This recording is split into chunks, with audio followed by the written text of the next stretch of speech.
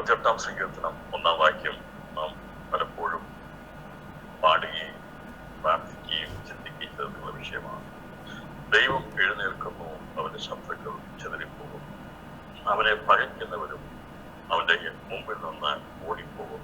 പുക പതറിക്കുന്നത് പോലെ നീ അവരെ പതറിക്കുന്നു, തീയെങ്കിൽ മെഴുകുരുകുന്നത് പോലെ ദുഷ്ടന്മാർ ദൈവസന്നിധിയിൽ നശിക്കും. 68 സങ്കീർത്തനത്തിന്റെ പശ്ചാത്തലം അത് സംഖ്യാപുസ്തകം 10 അധ്യായം 35, 36 വാക്യങ്ങൾ വായിക്കുമ്പോൾ ഏത് സമയത്ത് ആണത് രചിക്കപ്പെട്ടത് എന്നുള്ളത് നമുക്ക് അത് കാണാൻ സാധിക്കുന്നുണ്ട്. അതിന്റെ 10 അധ്യായം 35, 36 വാക്യങ്ങളിൽ പെട്ടകം പുറപ്പെടുമ്പോൾ മോശ യഹോവേ എഴുന്നേൽക്കണമേ, നിന്റെ ശത്രുക്കൾ ചെതറുകയും നിന്നെ പഴിക്കുന്നവർ നിന്റെ മുമ്പിൽ നിന്ന് ഓടിപ്പോവുകയും ചെയ്യട്ടെ എന്ന് പറയും. അത് വിശ്രമിക്കുമ്പോൾ അവൻ യഹോവേ അനേകായിരമായ ഇസ്രായേലിന്റെ അടുക്കൽ മടങ്ങി വരണമേ എന്ന് പറയും. ദൈവം ഇസ്രായേൽ ജനത്തെ വിടുവിച്ച് കൊണ്ടുവന്ന് അവർക്ക് മുൻപിൽ വിശ്രാമസ്ഥലം അന്വേഷിക്കേണ്ടതിന് വേണ്ടി പെട്ടകം മുമ്പോട്ട് പോയി. ഈ പെട്ടകം എടുത്ത് പുറപ്പെടുമ്പോൾ അവർ ഒന്നിച്ച് പ്രാർത്ഥിക്കുന്ന പ്രാർത്ഥനയാണ് യഹോവേ എഴുന്നേൽക്കുന്നത്, നിന്റെ ശത്രുക്കൾ ചെതറുകയും നിന്നെ പകയ്ക്കുന്നവർ നിന്റെ മുമ്പിൽ നിന്ന് ഓടിപ്പോവുകയും ചെയ്യും. ഈ പെട്ടകം മുമ്പിൽ പോകുന്നത് കൈയടക്കാൻ വേണ്ടിയാണ്, അവകാശങ്ങളെ പ്രാപിച്ചെടുക്കാൻ വേണ്ടിയാണ്. ദൈവം നമുക്ക് മുന്നമേ വഴിയൊരുക്കി ദൈവം നമുക്ക് വേണ്ടി എഴുന്നേറ്റത് നമുക്ക് പ്രാപിച്ചെടുക്കാൻ വേണ്ടിയാണ്. അപ്പോൾ പ്രാപിക്കാൻ വേണ്ടി ഇസ്രായേലിനും പ്രാപിക്കാനുള്ള അവരുടെ വാഗ്ദത്തദേശം പ്രാപിച്ചെടുക്കാൻ വേണ്ടി തടസ്സമായി നിന്നതാണ് ജാതീയ ശക്തികൾ. അപ്പോൾ അത് അവരെ ഒരിക്കലും ആ അവകാശ സ്ഥലത്തേക്ക് കൊണ്ടുപോകുകയില്ല എന്നുള്ള രീതിയിലായിരുന്നെങ്കിൽ ഈ പെട്ടകത്തിന്റെ സാന്നിധ്യം കൊണ്ട് സാഹചര്യത്തെ സാധ്യമാക്കി തീർന്നു എന്നാണ് നമുക്കിവിടെ ഇത് വായിക്കുമ്പോൾ കാണാൻ സാധിക്കും. അതേ സങ്കീർത്തനം, അതേ ഭാഗം ദാവീദ് തന്റെ ജീവിതത്തിലുള്ള ബന്ധത്തിൽ കർത്താവിന്റെ രണ്ടാമത്തെ വരെയുള്ള ബന്ധത്തിലുള്ള കാര്യങ്ങളായി എടുത്ത് ആത്മാവിൽ ക്രിസ്തുവിനെ ദർശിച്ച് എഴുതിയിരിക്കുന്നതാണ് 68 സങ്കീർത്തനം. പഴയ നിയമത്തിൽ അത് നമുക്ക് നിഴലായി കാണാൻ സാധിക്കുന്നു. പെട്ടകം പുറപ്പെട്ട് ജാതികൾ ഓടിപ്പോയി ദൈവവംശങ്ങളെ ചിതറിച്ചു കളഞ്ഞു. തീകൾ മെഴുകുന്ന പോലെ പോയി അവസാനം അവർക്ക് ലഭിക്കേണ്ട സ്ഥലങ്ങൾ ലഭിക്കാനായിട്ട് അവകാശമായി കിട്ടുവാൻ കഴിയാത്തതെന്നുള്ളത് നമുക്ക് കാണാൻ സാധിക്കും. ഈ പെട്ടകം ഒരുക്കപ്പെട്ടോ, അത് നമ്മുടെ മുമ്പിലുണ്ടോ, അത് സഞ്ചരിക്കാൻ നമുക്ക് വേണ്ടി എഴുന്നേറ്റിട്ടുണ്ടോ, അത് അതിൻ്റെതായ സമയത്ത് അത് പ്രവർത്തിച്ചു. ദൈവ സാന്നിധ്യം ഉണ്ടെങ്കിൽ എത്ര ശത്രുവിന്റെ കഠിനതയുണ്ടെങ്കിലും എത്ര മല്ലന്മാരുണ്ടെങ്കിലും അതൊന്നും ദൈവ സാന്നിധ്യത്തിന്റെ മുമ്പിൽ നിൽക്കത്തില്ല എന്നതാണ് ഇവിടെ ദാവീദ് മനസ്സിലാക്കി അത് എഴുതിയിരിക്കുന്നത്. ഇപ്പോൾ ആ പെട്ടകം പഴയ നിയമത്തിൽ എങ്ങനെയായിരുന്നെങ്കിൽ പുതിയ നിയമത്തിൽ നമുക്ക് ഇനി വരാനുള്ള സമയത്ത് കാണാൻ സാധിക്കുന്ന കർത്താവ് നിശ്ചയമായിട്ടും ഈ രാജ്യം ഇവിടെ തന്നെ സ്ഥാപിച്ച് ദൈവം യേശു ക്രിസ്തു 1000 ആണ്ട് വാഴും എന്നുള്ളത് അത് വളരെ വ്യക്തമാണ്. അതിനു വേണ്ടിയുള്ള കാര്യങ്ങളാണ് ഇപ്പോൾ നടന്നുകൊണ്ടിരിക്കുന്നത്. ഇപ്പോൾ ദൈവം എഴുന്നേൽക്കുന്നു, അവന്റെ ശത്രുക്കൾ ചിതറിപ്പോകും. പഴയ നിയമത്തിലെ ശത്രുക്കളെ ചിതറിച്ച് കളയുകയാണ് ചെയ്തെങ്കിൽ പുതിയ നിയമത്തിൽ ദൈവം എഴുന്നേൽക്കുമ്പോൾ മനുഷ്യനെ ചിതറിക്കുന്ന ഒരു ബന്ധത്തിലല്ല രേഖപ്പെടുത്തിയിരിക്കുന്നത്. അത് ആത്മീയമാണ്. ക്രിസ്തുവിനെ ദർശിച്ചുകൊണ്ടാണ് ഈ 68 സങ്കീർത്തനം രേഖപ്പെടുത്തിയിരിക്കുന്ന. സാഹചര്യത്തിന് രാജ്യമുണ്ടായി രാജാവായിരിക്കുന്ന ദാവീദ് പിന്നീട് ഈ സങ്കീർത്തനം രചിക്കേണ്ട ആവശ്യമില്ലായിരുന്നു. അത് മോശ പ്രാർത്ഥിച്ച പ്രാർത്ഥന അത് അതിൻ്റെതായ ഫലപ്രാപ്തി ഉണ്ടായി അവിടുത്തെ രാജാവാണ് സിംഹാസിരിക്കുക. എന്നാൽ അവൻ ആത്മാവിൽ ദർശിച്ചപ്പോൾ അവിടെ കൊണ്ട് ഈ സിംഹാസനം കൊണ്ട് തീരുന്നതല്ല ദൈവപ്രവൃത്തി എന്നുള്ളതും അതിനപ്പുറമായിട്ടുള്ള ദീർഘവീക്ഷണത്തോടുകൂടി ദാവീദിന് ദൈവം വെളിപ്പെടുത്തി കൊടുത്ത ഭാഗങ്ങളാണ് 68 സങ്കീർത്തനത്തിൽ രേഖപ്പെടുത്തിയിരിക്കുന്നത്. യഹോവ എഴുന്നേൽക്കുന്നു, ശബ്ദങ്ങൾ ചെറുക്കുന്നു. അപ്പോൾ എന്താണ് പുതിയ നിയമത്തിന്റെ പ്രത്യേകതയായിരിക്കുന്ന വിഷയം? ദൈവം എഴുന്നേൽക്കുമ്പോൾ എന്ത് സംഭവിക്കുന്നു എന്നുള്ളതാണ് ഇതിനകത്ത് നാം ചിന്തിക്കുന്നത്. ഇതിന് ആധാരമായി ചില ദൈവവചനങ്ങൾ നാം ഒന്നിച്ച് ചിന്തിക്കാൻ ഇപ്പോൾ ദൈവം എഴുന്നേൽക്കുന്നു, അവൻ ശത്രുക്കൾ ചെതിരിപ്പോൾ നമ്മളത് പഴയ നിയമത്തിൽ മനസ്സിലാക്കിയെടുക്കുന്നതാണ്. എന്നാൽ ഈ പുതിയ നിയമത്തിലേക്ക് വരുമ്പോൾ ദൈവം എഴുന്നേറ്റ പ്രധാനപ്പെട്ട രണ്ട് സന്ദർഭങ്ങളെ ഞാൻ എഴുന്നേറ്റ 3 സന്ദർഭങ്ങളെ വേഗത്തിൽ ചൂണ്ടിക്കാണിക്കാൻ ആഗ്രഹിക്കുക. അതില് നമുക്കറിയാം, യേശു ക്രിസ്തു ലോകത്തിൽ വന്ന പാപങ്ങൾക്ക് പരിഹാരമായി തീർന്ന് അവൻ മരിച്ച് അടക്കപ്പെട്ട് ഉയർത്തെഴുന്നേറ്റ് പിതാവിന്റെ വലത്തുഭാഗത്തിരിക്കുന്നു. യേശു എഴുന്നേറ്റ ഭാഗം അപ്പോസ്തലപ്രവൃത്തിയിലാണ് പറഞ്ഞിരിക്കുന്നത്.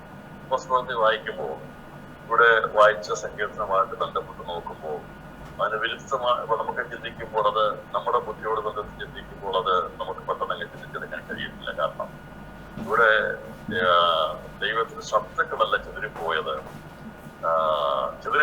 ദൈവസഭയെ ചിതറിപ്പോയത്. 8-ാം അധ്യായം 1-ാം വാക്യം, അവനെ കൊല ചെയ്തത് ശൗലിന് സമ്മതമായിരുന്നു. യെരൂശലേമിൽ സഭയ്ക്കൊരു വലിയ ഉപദ്രവം നേരിട്ടു. അപ്പോസ്തലന്മാർ ഒഴികെ എല്ലാവരും യഹൂദ ശമരിയ ദേശങ്ങളിൽ ചിതറിപ്പോയി.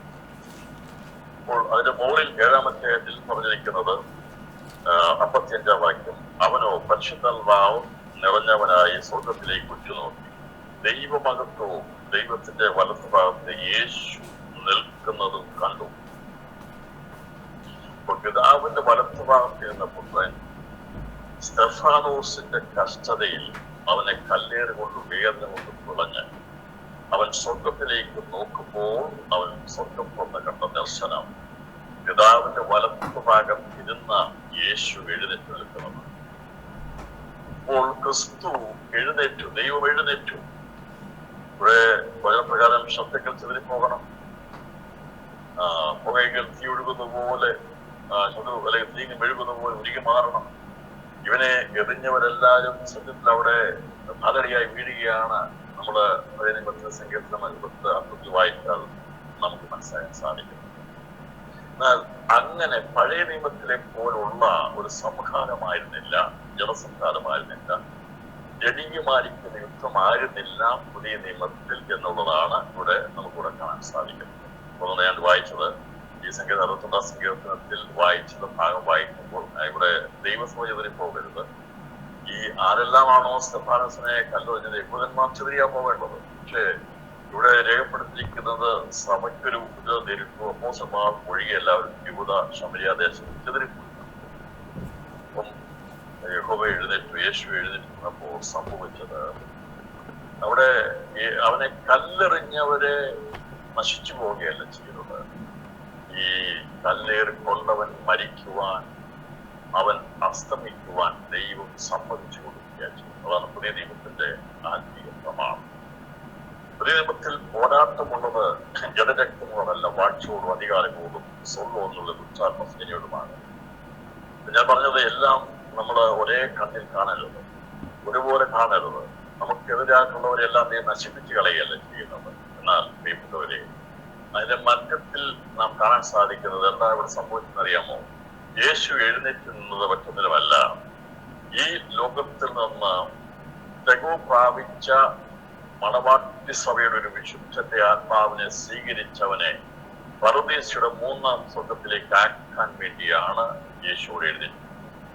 അല്ലാതെ അവനെതിരെ കല്ലെറിഞ്ഞു കൊന്നവരെ നിഗ്രഹിച്ചു കളയാൻ വേണ്ടിയല്ല യേശുവോട് എഴുന്നേറ്റത്. അതുവരെ തുറക്കപ്പെടാതിരുന്ന, അന്ന് വരെ ആരും പ്രവേശിക്കാൻ കഴിയാതിരുന്ന ആ സ്വർഗീയ പറുദീസയുടെ 3-ാം സ്വർഗത്തിന്റെ വാതിൽ തുറന്നു കൊടുത്തുകൊണ്ട് ദൈവസഭയ്ക്ക് വേണ്ടി രക്തസാക്ഷിത്വം വരിച്ച, കല്ലേറ് കൊണ്ട് മരിച്ച അവന്റെ ആത്മാവിനെ സ്വീകരിച്ചുകൊണ്ട് അവനെ ആ സ്വസ്ഥതയിലേക്ക് പ്രവേശിക്കാൻ വേണ്ടിയാണ് യേശുവോട് എഴുന്നേറ്റത്. അതാണ് പഴയ നിയമത്തിൽ അവർക്ക് സ്വസ്ഥതയില്ല. എന്നാൽ അവരെ യുദ്ധങ്ങളും കാര്യങ്ങളും മുമ്പോട്ട് പോകുമ്പോൾ ക്രിസ്തു മുഖാന്തരം നാം സ്വസ്ഥതയിൽ പ്രവേശിക്കുകയാണ് ചെയ്യുന്നത്.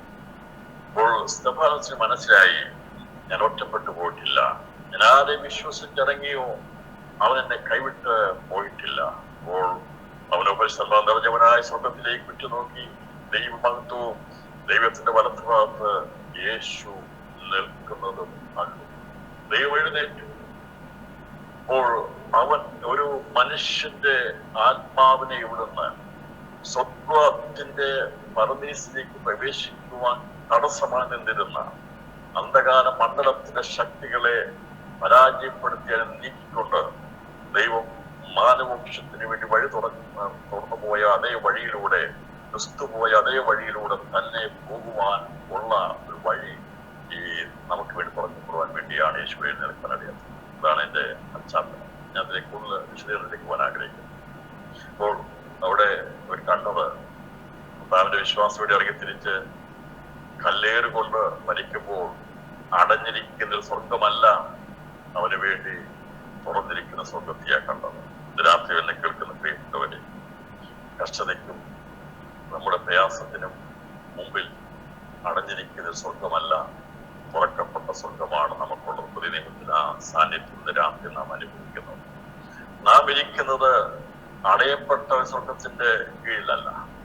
നാം ഇരിക്കുന്നത് നമുക്ക് വേണ്ടി കഷ്ടം സഹിച്ച് വഴി തുറന്നു പോയ ക്രിസ്തു യേശുവിനാൽ തുറക്കപ്പെട്ട ആ തുറന്ന സ്വർഗത്തിന്റെ കീഴിലാകിയ ആ ദൈവ സാന്നിധ്യം നമുക്ക് എപ്പോഴും അനുഭവിക്കാൻ സാധിക്കുന്നതിനായി അത് ഞാൻ ദൈവത്തിന് സ്തോത്രം ചെയ്തു. അത് ക്രിസ്തു പോയ അതേ വഴിയിലൂടെ യാത്ര ചെയ്യുവാൻ വഴിയൊരുക്കിക്കൊണ്ട് സ്തഫാനോസിന്റെ ആത്മാവിനെ ദൈവം എത്തിക്കേണ്ട സ്ഥലങ്ങളിൽ എത്തിക്കാനായിട്ട് ഇടയാക്കുന്നതാണ്.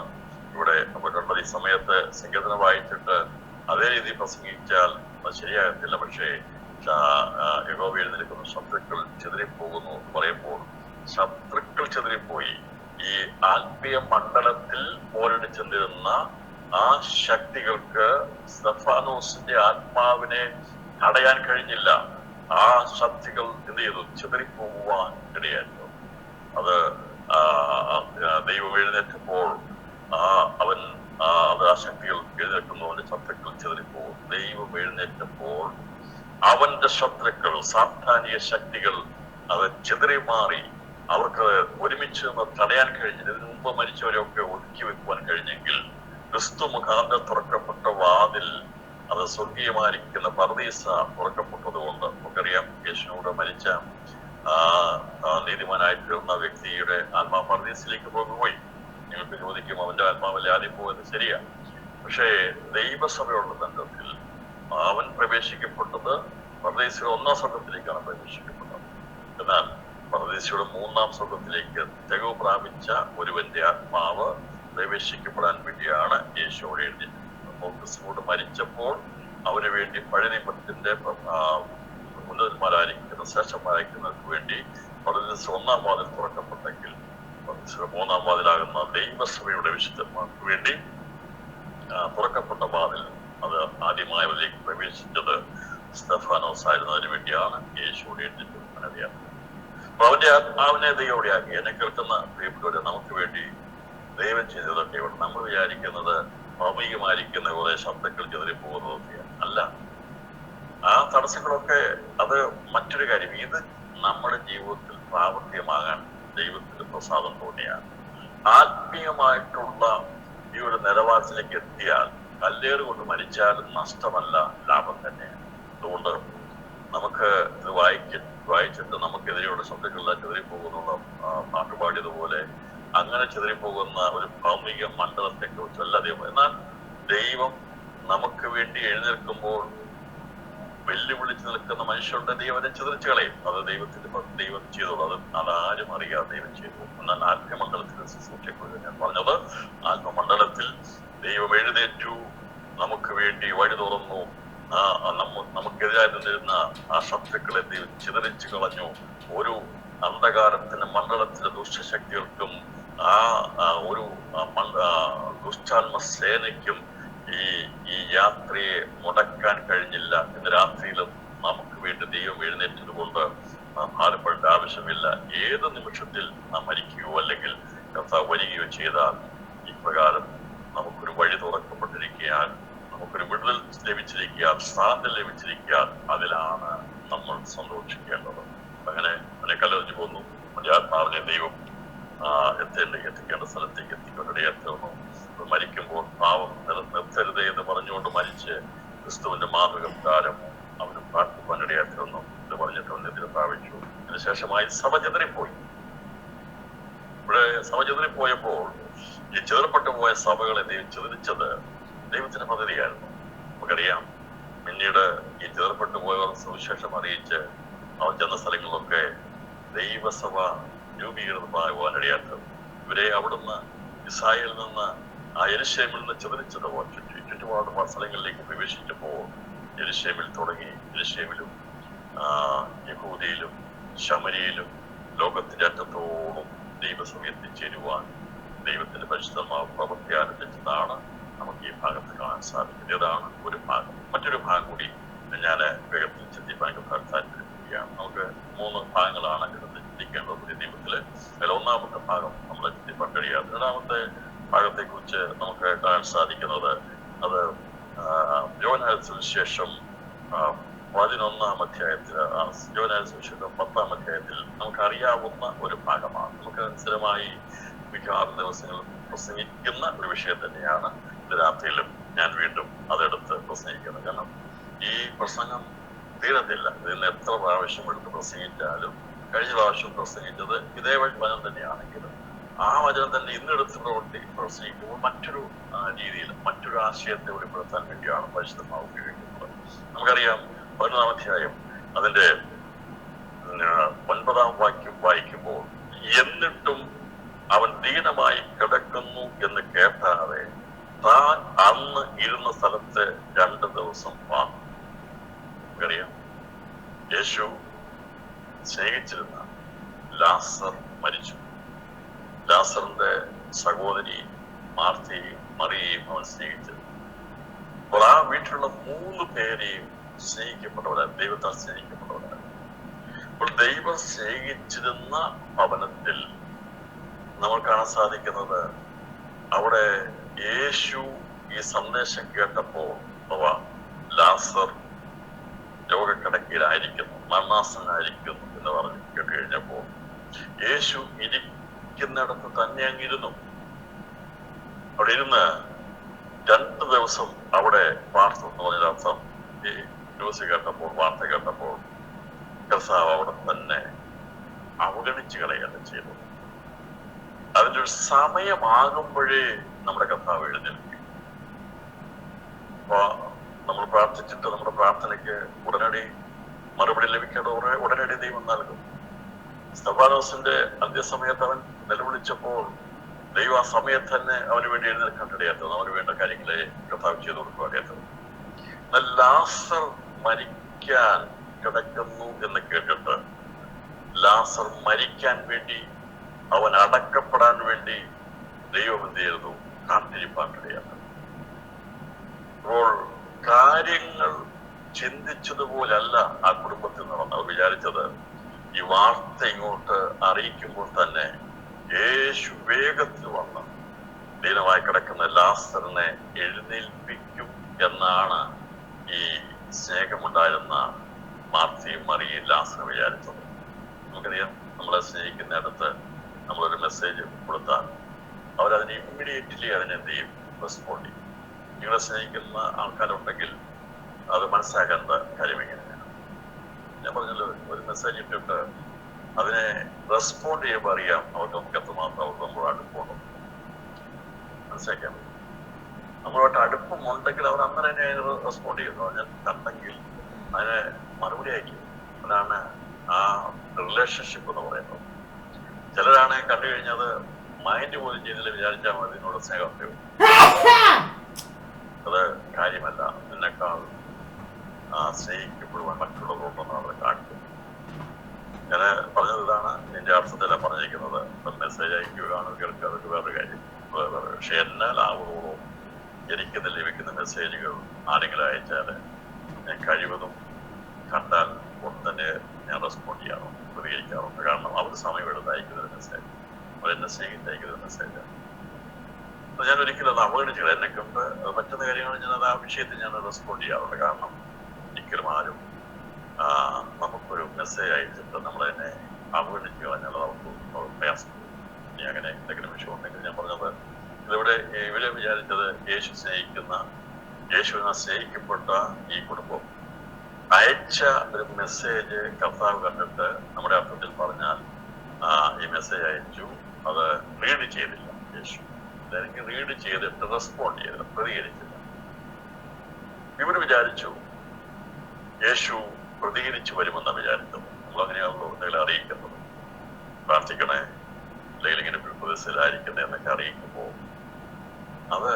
അറിയിക്കുന്നത് അവരെന്നെ സ്നേഹിക്കുന്നതുകൊണ്ട് അവരത് ചെയ്യുന്നത് കണ്ടുകൊണ്ടാണ് നമ്മൾ അറിയിക്കുന്നത്. പ്രാർത്ഥിക്കാതെ അവരുടെ അടുത്ത് നമ്മൾ റിക്വസ്റ്റ് ചെയ്യുന്നില്ല. നമുക്ക് എന്തെങ്കിലും ആവശ്യമുണ്ടെങ്കിൽ നമ്മൾ റിക്വസ്റ്റ് ചെയ്യുന്നത് അവരത് ചെയ്യും. എന്നെ സ്നേഹിക്കുന്നത് ചെയ്യുന്നതിൻ്റെയാണ് ചെയ്യുന്നത്. അപ്പൊ അങ്ങനെ ഒരു നിലവാരത്തിലേക്ക് ദൈവത്തിന്റെ പരിശുദ്ധാത്മാവ് നമ്മുടെ ക്രിസ്ത്യ ജീവിതത്തിന്റെ സ്നേഹം വർദ്ധിച്ചു ഒരുപാടിടയായിട്ട് എപ്പോഴും മെസ്സേജ് അയച്ചുകൊണ്ടിരിക്കുന്നതല്ലേ ഞാൻ പറഞ്ഞു. അങ്ങനെ സമയം കളയാനും പാടില്ല. അത്യാവശ്യമുള്ള കാര്യങ്ങൾ അറിയിക്കുക, അതിന് മറുപടി കൊടുക്കുക. ഒരിക്കലും അൺഅറ്റൻഡായിട്ട് വിടരുത്. വിട്ടു കഴിഞ്ഞാൽ എന്നെ കാണിക്കുന്നത് അവഗണനയാണ്. ഇവര് വിചാരിച്ചു, ശിഷ്യന്മാര് വിചാരിച്ചു കാണും, പോലെയുള്ള 11 ശിഷ്യന്മാർ വിചാരിച്ചു കാണും, ഇത്രയും സ്നേഹിച്ച യേശു നമ്മളവിടെ ഇപ്പോൾ എത്രയോ ദിവസം ആഹാരം കഴിച്ചിട്ടുള്ളതാണ്, എത്ര ദിവസം ബൈബിൾ ക്ലാസ്സൊക്കെ എടുത്തിട്ടുള്ളതാണ്, കർത്താവായിട്ട് ദിവസം പോയിട്ടുള്ളതാണ്. പക്ഷേ ഈ വാർത്ത വന്നിട്ട് യേശു അനങ്ങുന്നില്ലല്ലോ, ഇരിക്കുന്നിടത്ത് തന്നെ ഇരിക്കുകയാണല്ലോ എന്ന് അവർ ചിന്തിച്ചിട്ടുണ്ട്. വിചാരിച്ചു ഇത്രയൊക്കെ ഉള്ളു. കാരണം കർത്താവ് അവിടെ നിന്ന് പോകുന്നത് യഹൂദന്മാർ കല്ലെറിയുന്നുള്ള അവജ്ഞത വന്നപ്പോൾ യേശു യോർദാൻ കടലിൽ ചെന്ന് ബെഥാനിയിൽ യേശു അവിടെ വേറിട്ട് താമസിക്കുക. ഞാൻ ഒരു പ്രാവശ്യത്തെ കുറിച്ച് എടുത്തിരുന്നു. അപ്പൊ അങ്ങനെ വേറിട്ടിരുന്നോണ്ട് ഇവർ വിചാരിച്ചു യേശു അങ്ങോട്ട് പോകാൻ താല്പര്യപ്പെടുന്നില്ല.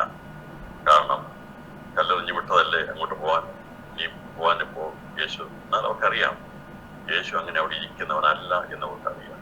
എന്നാൽ കർത്താവ് പറയുന്നതല്ലാതെ അവർ മറ്റൊന്നും ചെയ്യത്തില്ല. യേശു എന്തും പറയുന്നുവോ അതനുസരിച്ച് പ്രവർത്തിക്കുന്നവരായിരുന്നു യേശുവിന്റെ ശിഷ്യന്മാർ. ചില സന്ദർഭങ്ങളിൽ ഞാൻ ഒരു അഭിപ്രായം പറഞ്ഞിട്ടുണ്ട്, കർത്താവ് അങ്ങനെ ചെയ്യണം എന്നൊക്കെ പറഞ്ഞിട്ട് ഇതിനെ വേണ്ടി പ്രാർത്ഥിക്കണവനെ എല്ലാം യാചിക്കുന്നില്ല കൊടുക്കണം എന്നൊക്കെ പറഞ്ഞിട്ടുണ്ട്. പക്ഷേ ഈ നയപരമായ കാര്യങ്ങൾ എടുക്കേണ്ട സമയത്ത് ഇവരാരും തന്നെ അതിനകത്ത് ഇടപെടാൻ സമ്മതിച്ചിരുന്നില്ല. ലാസർ മരിക്കുന്നു എന്ന് കണ്ടു കഴിഞ്ഞപ്പോൾ കർത്താവ് സംബന്ധിച്ചത് മരിക്കണം. എന്നാൽ ഇത് അയച്ച ആൾക്കാർക്കും കൂടെയുള്ളവർക്കും ആഗ്രഹം യേശുവോട് വേഗത്തിൽ ചെന്നു. യേശുവോട് വിചാരിച്ചു കാണും, എന്നാൽ യേശുവോട് അവരൊന്നും പറഞ്ഞില്ല. അപ്പോൾ അവർക്ക് മനസ്സിലായി യേശു എന്തോ വിചാരിച്ചിട്ടുണ്ട്, എന്തോ അതിന് പുറകിലൊരു കാര്യമുണ്ടോ മനസ്സിലാക്കുകയാണ്. അങ്ങനെ യേശു 2 നാൾ അവിടെ ഇരുന്നു, അവിടെ തന്നെ പാർത്തു. എന്നാൽ നമ്മുടെ യേശു അങ്ങനെ ഇരിക്കുന്നവനല്ല, അവൻ എഴുന്നേൽക്കുന്നവനാ, അവഗണിച്ച് കളയുന്നവനല്ല. നീ ഞാനും നിങ്ങളും പ്രാർത്ഥിക്കുന്ന പ്രാർത്ഥന കണ്ടിട്ട് കണ്ണടച്ച് കളയുന്നവനല്ല. അല്പസമയം അവൻ മൗനമായിട്ടിരുന്നാലും അത് ഡിലീറ്റ് ചെയ്ത് കളയത്തില്ല. അവൻ കാണേണ്ട സമയത്ത് കാണും, പ്രവർത്തിക്കേണ്ട സമയത്ത് അവൻ പ്രവർത്തിക്കും. കർത്താവിന്റെ അടുത്ത് ഈ സന്ദേശം വന്നപ്പോൾ കർത്താവ് മെസ്സേജ് കണ്ടിട്ട് ഡിലീറ്റ് ചെയ്ത് കളഞ്ഞില്ല. അവന്റെ ഹൃദയത്തിൽ അത് സംഗ്രഹിച്ചു. നിന്നെ കിടക്കുന്ന പ്രിയപ്പെട്ടവര്, 2024 ദൈവം തന്റെ ഹൃദയത്തിൽ നമുക്ക് വേണ്ടി സംഗ്രഹിച്ച ചില വിഷയങ്ങളുണ്ട്. ആ വിഷയങ്ങൾക്ക് വേണ്ടി നമ്മുടെ കർത്താവ് എഴുന്നേൽക്കുന്ന ഒരു വർഷമായി, മാസമായി ദൈവത്തിൽ കർത്താവ് ആഗ്രഹിക്കുക.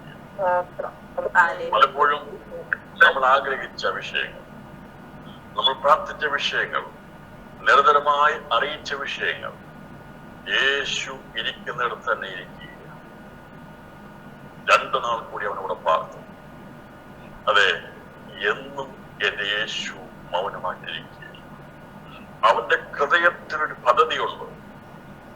ആ കാര്യം ചെയ്താൽ അതിവിടെ വലിയൊരു ദൈവപ്രവൃത്തി വെളിപ്പെടേണ്ട സമയത്തേക്ക് അത് പ്രവർത്തിക്കുള്ളൂ. യേശു അറിഞ്ഞപ്പോൾ തന്നെ ഓടി വന്ന് ലാസറിനെ മരണക്കിടക്ക് എഴുന്നേൽപ്പിച്ച് സൗഖ്യമാക്കി എഴുന്നേൽപ്പിച്ചതെങ്കിൽ അവിടെ ഒരു ചലനമുണ്ടാകത്തില്ലായിരുന്നു, അവിടെ ഒരു മാറ്റമുണ്ടാകത്തില്ലായിരുന്നു. എന്നാൽ അവനെ സ്വീകരിപ്പാൻ, അവനെ എതിരേൽപ്പാൻ വേണ്ടി ദൈവം ഒരു ജനതയെ ഉയർത്താൻ വേണ്ടി സ്വർഗീയ പിതാവാം ദൈവം ലാസറിന്റെ കുടുംബത്തെ ഉപയോഗിച്ചു. ലാസർ മരിക്കാൻ ദൈവം അനുവദിച്ചു. ദൈവത്തിന്റെ പ്രവൃത്തിക്ക് വേണ്ടി കണ്ടിരിക്കുന്ന കുടുംബങ്ങൾ, ദൈവപ്രവൃത്തിക്ക് വേണ്ടി ദൈവം ചില സമയങ്ങളിൽ അത് മൗനമായിട്ടിരിക്കും. പക്ഷേ അത് ദൈവത്തിന്റെ പ്രവൃത്തി, ദൈവത്തിന്റെ മഹത്വം വെളിപ്പെടുത്താൻ വേണ്ടിയാണ്. അതുകൊണ്ടാണ് ഞാൻ ഈ വചനം വായിച്ചപ്പോൾ എന്നെ സന്തോഷിപ്പിച്ച അതിന്റെ ആഴം മനസ്സിലാക്കാൻ കഴിയാത്തത്. ഇത് വായിച്ചാൽ, എത്ര വായിച്ചാൽ ഇതിന്റെ ആഴം പിന്നെയും പിന്നെയും വെളിപ്പെടുകയും ഒരു പ്രസംഗം കൊണ്ട് മടക്കി വെക്കാമെന്നല്ല ദൈവത്തിന്റെ വചനങ്ങൾ. ഇനിയും ഇതിൽ നിന്ന് പ്രസംഗിക്കാൻ എത്രയോ ചിന്തകൾ കിടക്കും. അതുകൊണ്ട് രാത്രിയിലെ പ്രിയപ്പെട്ടവരെ എന്താ മെസ്സേജ് എന്ന് ചോദിച്ചാൽ ലാസർ ഉയർപ്പിച്ചാന്നുള്ള മെസ്സേജ് അല്ല. ഇവിടെ ലാസർ ഉയർപ്പിച്ച വിഷയമാണെങ്കിലും അതിനകത്ത് യേശു ഇരിക്കുന്നിടത്തിരുന്നു, എന്നാൽ അവൻ എഴുന്നേൽക്കേണ്ട സമയത്ത് അവൻ എഴുന്നേറ്റ് അവൻ എത്തേണ്ട സ്ഥലത്ത് എത്തിച്ചേരുവാൻ ഇടയാക്കി വിശ്വസിക്കുന്നു. അതെ, എന്റെ കർത്താവിന്റെ അടുത്തൊരു കാര്യം അറിയിച്ചിട്ടുണ്ടെങ്കിൽ അതവൻ എഴുന്നേൽക്കേണ്ട സമയത്ത് എഴുന്നേറ്റ് അവൻ ചെയ്യേണ്ട കാര്യം അവൻ ചെയ്യും. അവൻ ഒരിക്കലും മറന്നു കളയത്തില്ല. മനുഷ്യൻ മറന്നു കളഞ്ഞാലും ദൈവം മറന്നു കളയത്തില്ല. ഞാൻ പറഞ്ഞല്ലോ, ദീർഘമായി ഒരുപക്ഷെ പ്രാർത്ഥിക്കാൻ നമ്മളെ കൊണ്ട് കഴിഞ്ഞിട്ടില്ലെങ്കിലും നമ്മൾ അറിയിക്കുന്ന വിഷയത്തിൽ ഒരു നിമിഷമെങ്കിലും സ്തോത്രം ചെയ്യേണ്ട കർത്താവേ ഇന്ന വിഷയത്തിന്മേൽ ദൈവം പ്രവർത്തിക്കണമേ എന്ന് പറഞ്ഞു കഴിഞ്ഞാൽ നമ്മൾ അതിനോട് പ്രതികരിക്കുന്നവരാണ്.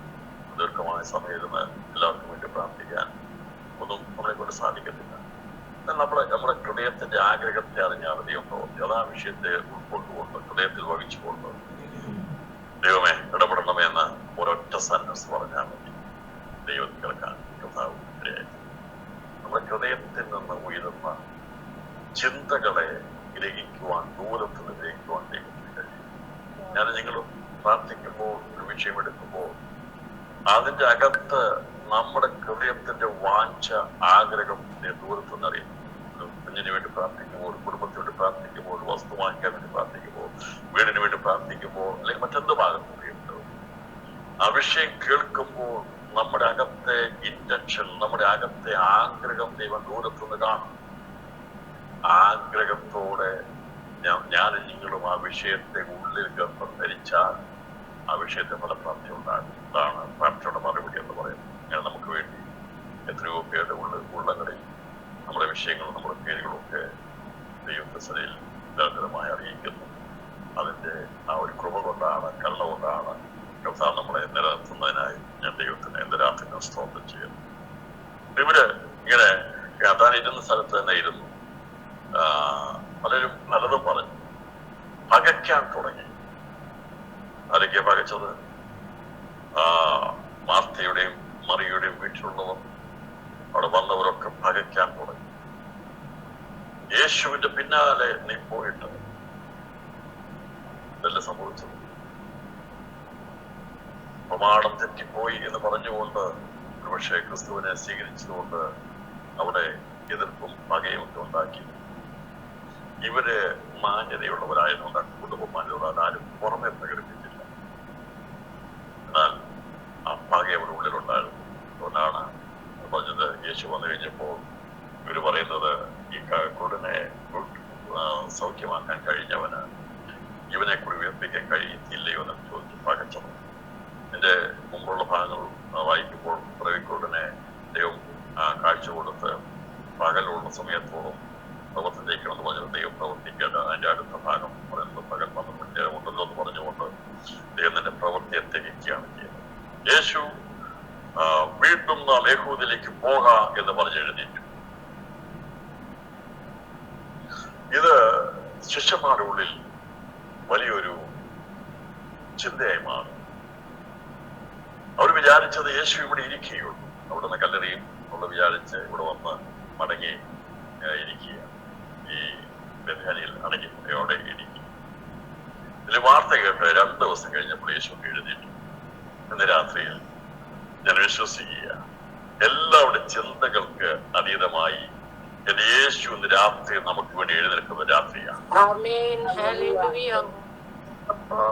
അതെ, പ്രാർത്ഥിച്ചവന്റെ, അറിയിച്ചവന്റെ ചിന്തകൾ അതീതമായി, കൂടിയിരിക്കുന്നവരുടെ ചിന്തകൾക്ക് അതീതമായി യേശു എഴുന്നേറ്റു. യേശു എന്താ പറഞ്ഞെന്നറിയാം? എഴുന്നേറ്റ് പറഞ്ഞു, നാം യഹൂദയിലേക്ക് പോകാം. രാത്രിയിൽ ദൈവാത്മാവ് ചില പ്രാർത്ഥന വിഷയങ്ങളെ തൊട്ട് സംസാരിക്കുക. അത് എവിടെയാണോ യേശു എത്തേണ്ടത് അവിടേക്ക് അവൻ താമസിക്കത്തില്ല, എത്തേണ്ട സമയത്തെത്തും. ലാസറേ, നീ യേശുവിനെ സ്നേഹിച്ചെങ്കിൽ, മാർത്തയെ മറിയത് യേശുവിനെ സ്നേഹിച്ചെങ്കിൽ, ആ സ്നേഹം കളങ്കമില്ലാത്ത സ്നേഹമാ, നിത്യസ്നേഹമാ.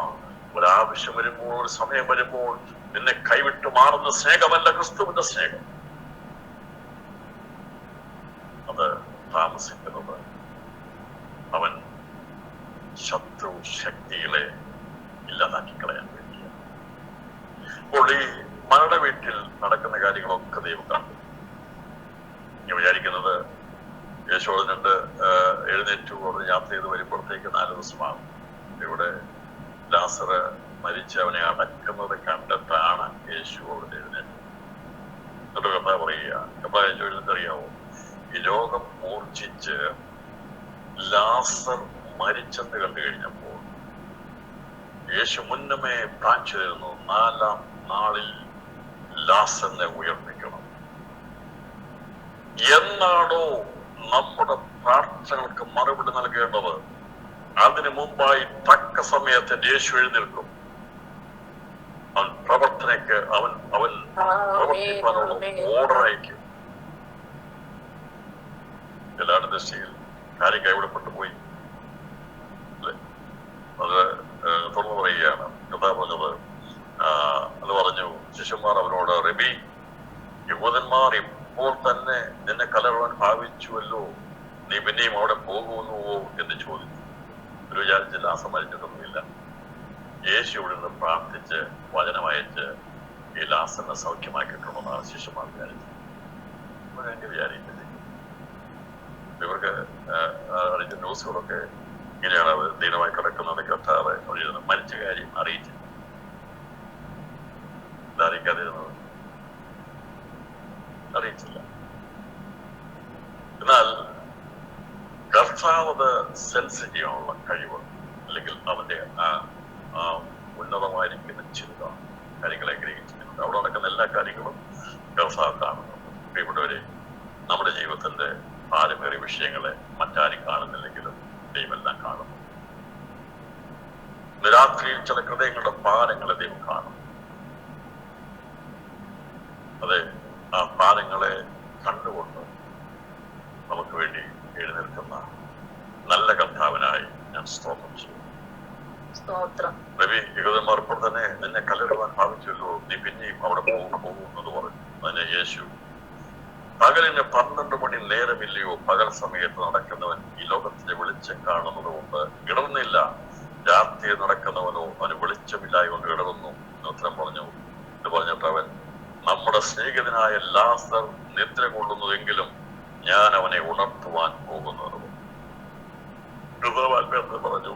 ലാസർ നിദ്ര കൊണ്ടു, നിദ്ര പ്രാപിച്ചു. ഞാൻ അവനെ ഉണർത്താൻ പോവുകയാണ്. മനുഷ്യപുത്രന് മരിച്ചവരെ ഉണർത്തുവാൻ കഴിയുമെന്ന് ലോകത്തിന് കാണിച്ചു കൊടുക്കേണ്ടത് ദൈവത്തിന് മുമ്പ് പലരെയും യേശു ഉണർത്തിയിട്ടുണ്ട്. അതിൽ നിന്ന് വ്യത്യസ്തമായി അത് നയന്റെ വിധവയുടെ മകനെയും ഒക്കെ യേശു എഴുന്നേൽപ്പിച്ചപ്പോൾ അവരൊന്നും ഭൂമിയിൽ നിന്ന് അവരുടെ ബോഡി മറയപ്പെട്ടിരുന്നില്ല. എന്നാൽ മരിച്ചുപോയവരെ മടക്കി വരുത്തുവാൻ, മണക്കിടക്കയിൽ മരിച്ചു കിടന്ന ശവമഞ്ചത്തുനിന്ന് എഴുന്നേൽപ്പിക്കുന്നതല്ല. ഇവിടെ യേശു ചെയ്ത പ്രവൃത്തി, യേശുവിടെ വെയിറ്റ് ചെയ്തത്, കാത്തിരുന്നത് ലാസർ മരിച്ചടക്കപ്പെടണം. അവനെ മനുഷ്യപുത്രന്മാരെ മടങ്ങി വരുമെന്ന് പറയുമ്പോൾ മടക്കി വരുത്തുവാൻ ഉള്ള ശക്തിയുള്ള വചനത്തിന്റെ ഉടയവനാണ് യേശുവിനെ വെളിപ്പെടുത്തുവാൻ വേണ്ടിയാണ് അവിടെ കാത്തിരുന്നത്. മനുഷ്യപുത്രന്മാരെ എന്ന് വിളിച്ചിരുന്നെങ്കിൽ എല്ലാവരും എഴുന്നേറ്റ് വരും. എന്നാൽ അവിടെ കർത്താവ് ചെയ്ത ലാസർ എന്നാണ് വിളിച്ചത്. ഇത് പറഞ്ഞു പോകുന്ന ഭാഗത്ത് പറഞ്ഞ് ഇത് മനസ്സിലാക്കുന്നത്. അങ്ങനെ പറഞ്ഞു, ഇത് പറഞ്ഞിട്ട് നമ്മുടെ സ്നേഹിതൻ ലാസർ നിദ്ര കൊള്ളുന്നു. ശിഷ്യന്മാരോട്, കർത്താവെ, അവൻ നിദ്ര കൊള്ളുന്നുവെങ്കിൽ അവന് സൗഖ്യം വരുമെന്ന് ഒരിക്കലും ചിന്തയാലും ഭാരമാണ്. ലാസറിനെ സ്നേഹിക്കുന്ന ഒരു യേശുവും ശിഷ്യഗണങ്ങളും. ഞാൻ പറഞ്ഞല്ലോ, ആ പശ്ചാത്തലം അവിടെ ഈ 2 ദിവസമായിട്ടുള്ള ചിന്താ വിഷയം ഇതായിരുന്നു, ലാസറിന്റെ വിഷയമാണ്. ഞാൻ വിചാരിക്കുന്ന ഇവര് മാറിയിരുന്ന് പ്രാർത്ഥിച്ചിട്ടുണ്ട്, ദൈവമേ ലാസറിനെ സൗഖ്യമാക്കും. യേശു സൗഖ്യമാക്കും, അവനൊരു വാക്കയച്ചാൽ സൗഖ്യമാകും എന്ന പ്രത്യാശയും ഈ ശിശുവിനുണ്ടാകും. എല്ലാവരും പറയുന്നത് അവൻ നിദ്ര കൊള്ളുന്നുവെങ്കിൽ അവൻ സൗഖ്യം വരും. യേശു അവന്റെ മരണത്തെ കുറിച്ചായിരുന്നു അവരോട് പറഞ്ഞത്. ശിഷ്യന്മാർ സഭയ്ക്കും വരും. യേശു അവന്റെ മരണത്തെ കുറിച്ചായിരുന്നു പറഞ്ഞത്. ഉറക്കമെന്ന നിദ്രയെ കുറിച്ച് പറഞ്ഞുവെന്ന് അവർക്ക് തോന്നിപ്പോയി. ഇവര് വിചാരിച്ചത് ലാസർ ഉറങ്ങി, ആര് വിളിച്ചിട്ട് എഴുന്നേൽക്കും, യേശു എന്ന് വിളിച്ചു കഴിഞ്ഞാൽ എഴുന്നേൽക്കും എന്നാണ് വിളിച്ചിട്ട്. അപ്പം ഉറങ്ങുന്ന ആ നിദ്രയെ കുറിച്ച് കർത്താവ് പറഞ്ഞത് ഇപ്പോ ഈ മരിച്ചു കിടക്കുന്ന അവസ്ഥയിൽ നിന്ന് എഴുന്നേൽപ്പിച്ചത് ഇവർ കണ്ടിട്ടുണ്ട്. എന്നാൽ കർത്താവ് പറയാണ്, അവൻ മരിച്ചുപോയി, ദാസൻ മരിച്ചുപോയി, ഞാൻ അവിടെ ഇല്ലാത്തത് കൊണ്ട് നിങ്ങളെ വിചാരിച്ച് സന്തോഷിക്കുന്നു, നിങ്ങൾ വിശ്വസിപ്പാൻ ഇടയാകുമല്ലോ, എന്നാൽ നാം അവന്റെ അടുക്കൽ പോകാം എന്ന് പറഞ്ഞു. അതാ പറയുക, ഞാൻ അവിടെ ഇല്ലാത്തത് കൊണ്ട് നിങ്ങളെ വിചാരിച്ച് സന്തോഷിക്കുന്നു. ഇവരെ വിചാരിച്ച് യേശു സന്തോഷിക്കുക. എന്തിനാ സന്തോഷം? എന്തിനാ? സ്നേഹിക്കുന്ന ഒരു കുടുംബത്തിന്റെ അപേക്ഷ നിരാകരിച്ച് അവരെ ദൈവം എന്ത് ചെയ്തു? വലിയൊരു ദുഃഖത്തിലാക്കി. പതാ പറയാ, ഞാൻ സന്തോഷിക്കുക. അപ്പോൾ ദൈവം സന്തോഷിക്കുന്ന ചില ദുഃഖങ്ങൾ താൽക്കാലികമാണ്. ലാസറിന്റെ ഭവനമേ, മാർത്തയെ മറിയെ, നിങ്ങളുടെ വീടിന്റെ ദുഃഖം താൽക്കാലികമാണ്. ആ ദുഃഖത്തിൽ ദൈവത്തിന് സന്തോഷമുണ്ട്. ചിലരുടെ വിടുതലിന് കാരണമായി തരുവാൻ ചില സാക്ഷ്യങ്ങളെ ദൈവം ഒഴിവാക്കിയെടുക്കും. ഞാനവിടെ സംഭവിച്ചത് അതോടെ ഞാൻ സന്തോഷിക്കുക. ഞാനവിടെ ഇല്ലാഞ്ഞത് കൊണ്ട് ഞാൻ സന്തോഷിക്കുന്നു പറഞ്ഞാൽ അർത്ഥം, യേശു അവിടെ ഉണ്ടെങ്കിൽ ഈ ഡെഡ് ബോഡി കല്ലറ വെക്കേണ്ട ആവശ്യം വരുന്നില്ല. കാരണം മരണത്തിനെ ജയിക്കാനുള്ള അധികാരമുള്ളവനാ കർത്താവ്. മനുഷ്യന്റെ ഒടുക്കത്തെ ശത്രുവായിട്ട് മരണമാണ് നിൽക്കുന്നത്. ഈ മരണമാകുന്ന ശത്രുവിനെ യേശു എഴുന്നേൽക്കുമ്പോൾ അത് ചിതറിപ്പോകും, ആ ശക്തി അഴിഞ്ഞു പോകും, അതിന്റെ പാശങ്ങൾ അഴിയപ്പെടും, അതില്ലാതായി തീരും. അതാണ് ലാസറിന്റെ കുടുംബത്തിനാണ്. യേശു എഴുന്നേറ്റ് അവിടേക്ക് പോകുമ്പോൾ ഭാഗം ഞാൻ ദീർഘമായി സംസാരിക്കാൻ ആഗ്രഹിക്കുന്നു. അപ്പോൾ യേശു സ്പഷ്ടമായി അവനോട് ലാസർ മരിച്ചു പോയി എന്ന് പറഞ്ഞ് നാം അവന്റെ അടുക്കൽ പോക എന്ന് പറഞ്ഞു. ദീദിമോസ് എന്ന പേരുള്ള തോമസ് ശിഷ്യന്മാരോട് അവനോട് കൂടെ മരിക്കേണ്ടതിന് നാമും പോകാം എന്ന് പറഞ്ഞു. ഇവിടെ നിന്ന് തോമസ് പറഞ്ഞു, അദ്ദേഹം ചില വേഗത്തിൽ സംസാരിക്കുന്ന മനുഷ്യൻ. പത്രോസ് അങ്ങനെ ഇടപെടുന്നതാണ്. പത്രോസിന് വേണ്ടിയില്ല. ഇവർക്ക് ആകെ ഒരു കൺഫ്യൂഷനായി മാറി, ആകെ ഒരു ചിന്ത. ഇപ്പം വിചാരിച്ചത് കർത്താവ് പോകാതിരിക്കുന്നത് അവിടെ ചെന്നാൽ പ്രശ്നമാണ്, അതുകൊണ്ടാണ് പോകാതിരിക്കുന്നത്. ലാസർ മരിച്ചിട്ടില്ല. ലാസറിന് വേണ്ടി യേശു ഇവിടെ എന്ന് പറഞ്ഞാലും സൗഖ്യമാകാനുള്ളത്. അപ്പൊ മരിച്ചിട്ടില്ല എന്നുള്ളതാണ് ഇവിടെ. പക്ഷെ എന്നാൽ ഇവരറിയാത്ത ഒരു വിഷയം യേശു അവരെ അറിയിച്ചു. അറിയിച്ചു കഴിഞ്ഞപ്പോ കർത്താവ് പറഞ്ഞു, ലാസർ മരിച്ചു പോയി, ഞാൻ അവിടെ ഇല്ലാഞ്ഞതുകൊണ്ട് നിങ്ങളെ വിചാരിച്ച് സന്തോഷിക്കും. എന്താ കാരണം? എന്താ? നിങ്ങൾ വിശ്വസിപ്പാൻ ഇടയാകുക. പകലിന്റെ പ്രവൃത്തി ചെയ്യുന്ന കർത്താവിന് മരിച്ച് കല്ലറയിൽ അടക്കപ്പെട്ട് 4 ദിവസം കഴിഞ്ഞ ഒരുവനെ എഴുന്നേൽപ്പിച്ച് കാണിച്ചു കൊടുത്തിട്ട് വേണം ഈ യേശുക്രിസ്തു ജീവനും പുനരുത്ഥാനമാണെന്ന് വെളിപ്പെടുത്തി കൊടുക്കേണ്ടത്. പ്രാക്ടിക്കലായിട്ട് തെളിയിച്ചു കൊടുക്കണം. അതുപോലെ തിയറി പഠിക്കും. അപ്പോൾ പ്രായോഗികമായിട്ടുള്ള ഒരു കാര്യം അത് മനസ്സിലാക്കി കൊടുത്തത്, റിയലായിട്ട് കാണിച്ചു കൊടുത്ത് വിശ്വസിപ്പിക്കാൻ വേണ്ടി. യേശു പറയുന്നൊന്നും അത് നടക്കാത്ത സംഭവമല്ല എന്നുള്ളത് ഇവരുടെ ഉള്ളിലേക്ക് പതിക്കത്തക്കവണ്ണം ദൈവം ഇതോടെ പ്രവർത്തിക്കുകയാണ്. ചില കഥ പറയും, ഞാൻ തന്നെ ജീവനം പുനരുത്താമെന്ന് പറഞ്ഞാൽ ഇവരോട് വിശ്വസിക്കാൻ കഴിയത്തില്ല. എന്നാൽ അത് വെളിപ്പെടുത്തി കൊടുക്കാൻ വേണ്ടിയാണ്. ഞാൻ പറഞ്ഞല്ലോ, ഈ ചില തവളയൊക്കെ ഈ ബയോളജി ഒക്കെ പഠിക്കുമ്പോൾ കീറി മുറിക്കപ്പെടാറുണ്ട്. ചില ഡെഡ് ബോഡിയൊക്കെ പോസ്റ്റ്മോർട്ടത്തിൽ അവരെയൊക്കെ പഠിപ്പിക്കാൻ പഠിപ്പിക്കാറുണ്ട്. അത് ഉപയോഗിക്കപ്പെടുന്നതിന് വേണ്ടിയാ, മറ്റു ചിലരുടെ സൗഖ്യപ്പെടുന്നതിന് വേണ്ടിയാണ്. ഈ ലാസറിന്റെ കുടുംബത്തിൽ ദൈവം മരണത്തെ ജയിച്ചുയർത്തി നിൽക്കുന്നവനാണെന്നും അവൻ അതിന്മേൽ അവൻ പുനരുത്ഥാനമാകുന്നു, ജീവനാകുന്ന പുനരുത്ഥാനമാകുമെന്നുള്ള പ്രായോഗികമായിട്ടുള്ള പഠിപ്പിക്കാൻ വേണ്ടി ദൈവം ഉപയോഗിച്ച ഒരു ഭവനമാണ് ഈ ലാസർ. ദൈവം സ്നേഹിച്ചാൽ അങ്ങനെയുള്ള ചില പ്രായോഗികമായിട്ടുള്ള സ്ഥിതിയിലൂടെ കടന്നു പോകുന്നതല്ലേ നമുക്ക് ദാനിയേലിന്റെ ജീവിതത്തിൽ കാണാൻ സാധിക്കുന്നത്, ശദ്രക്ക് മേശക്ക് അബേദ്നെഗോവിന്റെ ജീവിതത്തിൽ കാണാൻ സാധിക്കുന്നത്. അങ്ങനെ യോബിന്റെ ജീവിതത്തിലൊക്കെ ദൈവം സ്നേഹിച്ചവരെല്ലാം പ്രായോഗികമായിരിക്കുന്ന വിശ്വാസത്തിന്റെ തെളിവിനായി ദൈവം ഉപയോഗിച്ചിട്ട് വേണം ഇതെല്ലാം രേഖപ്പെടുത്തിയിരിക്കാനായിട്ട്. തീയുടെ ശക്തിയെ കെടുത്തുന്ന ഒരു ദൈവമുണ്ടെന്ന് വെളിപ്പെടുത്താൻ വേണ്ടി ദൈവം സ്നേഹിച്ച 3 പേരെ ദൈവം പാടിയത്. സിംഹത്തിന്റെ വായ അടയ്ക്കാൻ കഴിവുള്ളവനാണ് സർവശക്തനായ ദൈവം വെളിപ്പെടുത്താൻ വേണ്ടി ദാനിയേൽ സിംഹക്കുഴിയിലേക്ക് കടന്നുപോയിട്ട് മരണത്തെ ജയിച്ച് ആ ശത്രുവിനെ പരാജയപ്പെടുത്തി പുനരുത്ഥാനമാണെന്ന് വെളിപ്പെടുത്താൻ വേണ്ടി ദൈവം ഉപയോഗിച്ച ഭവനമാണ് ലാസർ. രാത്രിയിൽ ദൈവത്തെ സ്നേഹിച്ചിട്ട് നിവേദനയിലൂടെ കടന്നു പോകുന്നു, പ്രതിസന്ധിയിലൂടെ കടന്നു പോകുന്നു. ഭാരപ്പെടേണ്ട ആവശ്യമില്ല. അത് ദൈവത്തെ അക്ഷയമായി സ്നേഹിച്ചിട്ട് നാം വേദന അനുഭവിക്കുന്നെങ്കിൽ അതിന്റെ പിൻപിൽ ദൈവത്തിന് ഒരു പ്രവൃത്തി വെളിപ്പെടുത്തുവാനുണ്ട്, അത് തെളിയിക്കുവാനുണ്ട്. അത് ഞാൻ പറഞ്ഞല്ലോ, ചില തവളകൾ കീറി കുറിക്കപ്പെടുന്നത് ചില പാർട്സുകൾ വെളിപ്പെടുത്താൻ വേണ്ടി. അതേപോലെ ഞാൻ അങ്ങനെ പഠിച്ചിട്ടില്ല, പക്ഷേ ഞാൻ ഇങ്ങനെ കേട്ടിട്ടുണ്ട് ഇതിങ്ങനെ ചെയ്യുന്നു. ചില ഡെഡ് ബോഡികൾ പഠനത്തിന് വേണ്ടി, മെഡിക്കൽ സ്റ്റുഡൻസിന്റെ പഠനത്തിന് വേണ്ടി വിട്ടുകൊടുക്കാറുണ്ടാകും പഠിക്കാൻ എന്ന് പറഞ്ഞതുപോലെ യേശുവിന്റെ പ്രായോഗികമായിരിക്കുന്ന ആ പ്രവൃത്തിയുടെ തെളിവിന് വേണ്ടി ദൈവം ഉപയോഗിച്ച കുടുംബം സ്നേഹിക്കപ്പെട്ട കുടുംബമായിരുന്നു. കർത്താവിന് അറിയാമായിരുന്നു ആ കുടുംബത്തിലേക്ക് വീണ്ടും ചെന്ന അവനെ ഒരു പ്രതിസന്ധിയും ഉണ്ടാകത്തില്ല, അവനെ അവർ സ്വീകരിക്കുമെന്ന്. എന്നെ കിടക്കുന്ന പ്രിയപ്പെട്ടവരെ, 2024 നമ്മുടെ എല്ലാ പ്രാർത്ഥനകളും മറുപടി തന്നുകൊണ്ടാണോ നാം ദൈവത്തിനെ ആരാധിക്കുന്നത്? അല്ല. ദീർഘവർഷങ്ങളായി പ്രാർത്ഥിച്ചിട്ട് മറുപടി കിട്ടാത്തതുകൊണ്ട് ഇന്നു രാത്രിയിൽ നാം ഉറക്കെ വിളിച്ചു പറയും, യേശു എന്റെ ദൈവമാണ്.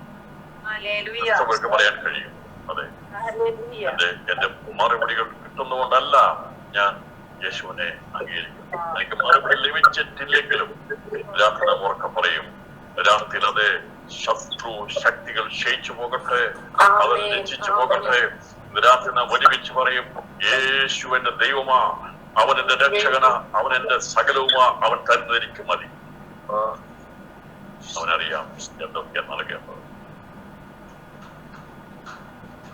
ഈ കുടുംബത്തെ യേശു സ്നേഹിച്ചതിന്റെ സ്നേഹത്തിന്റെ അർത്ഥം അതാണ്.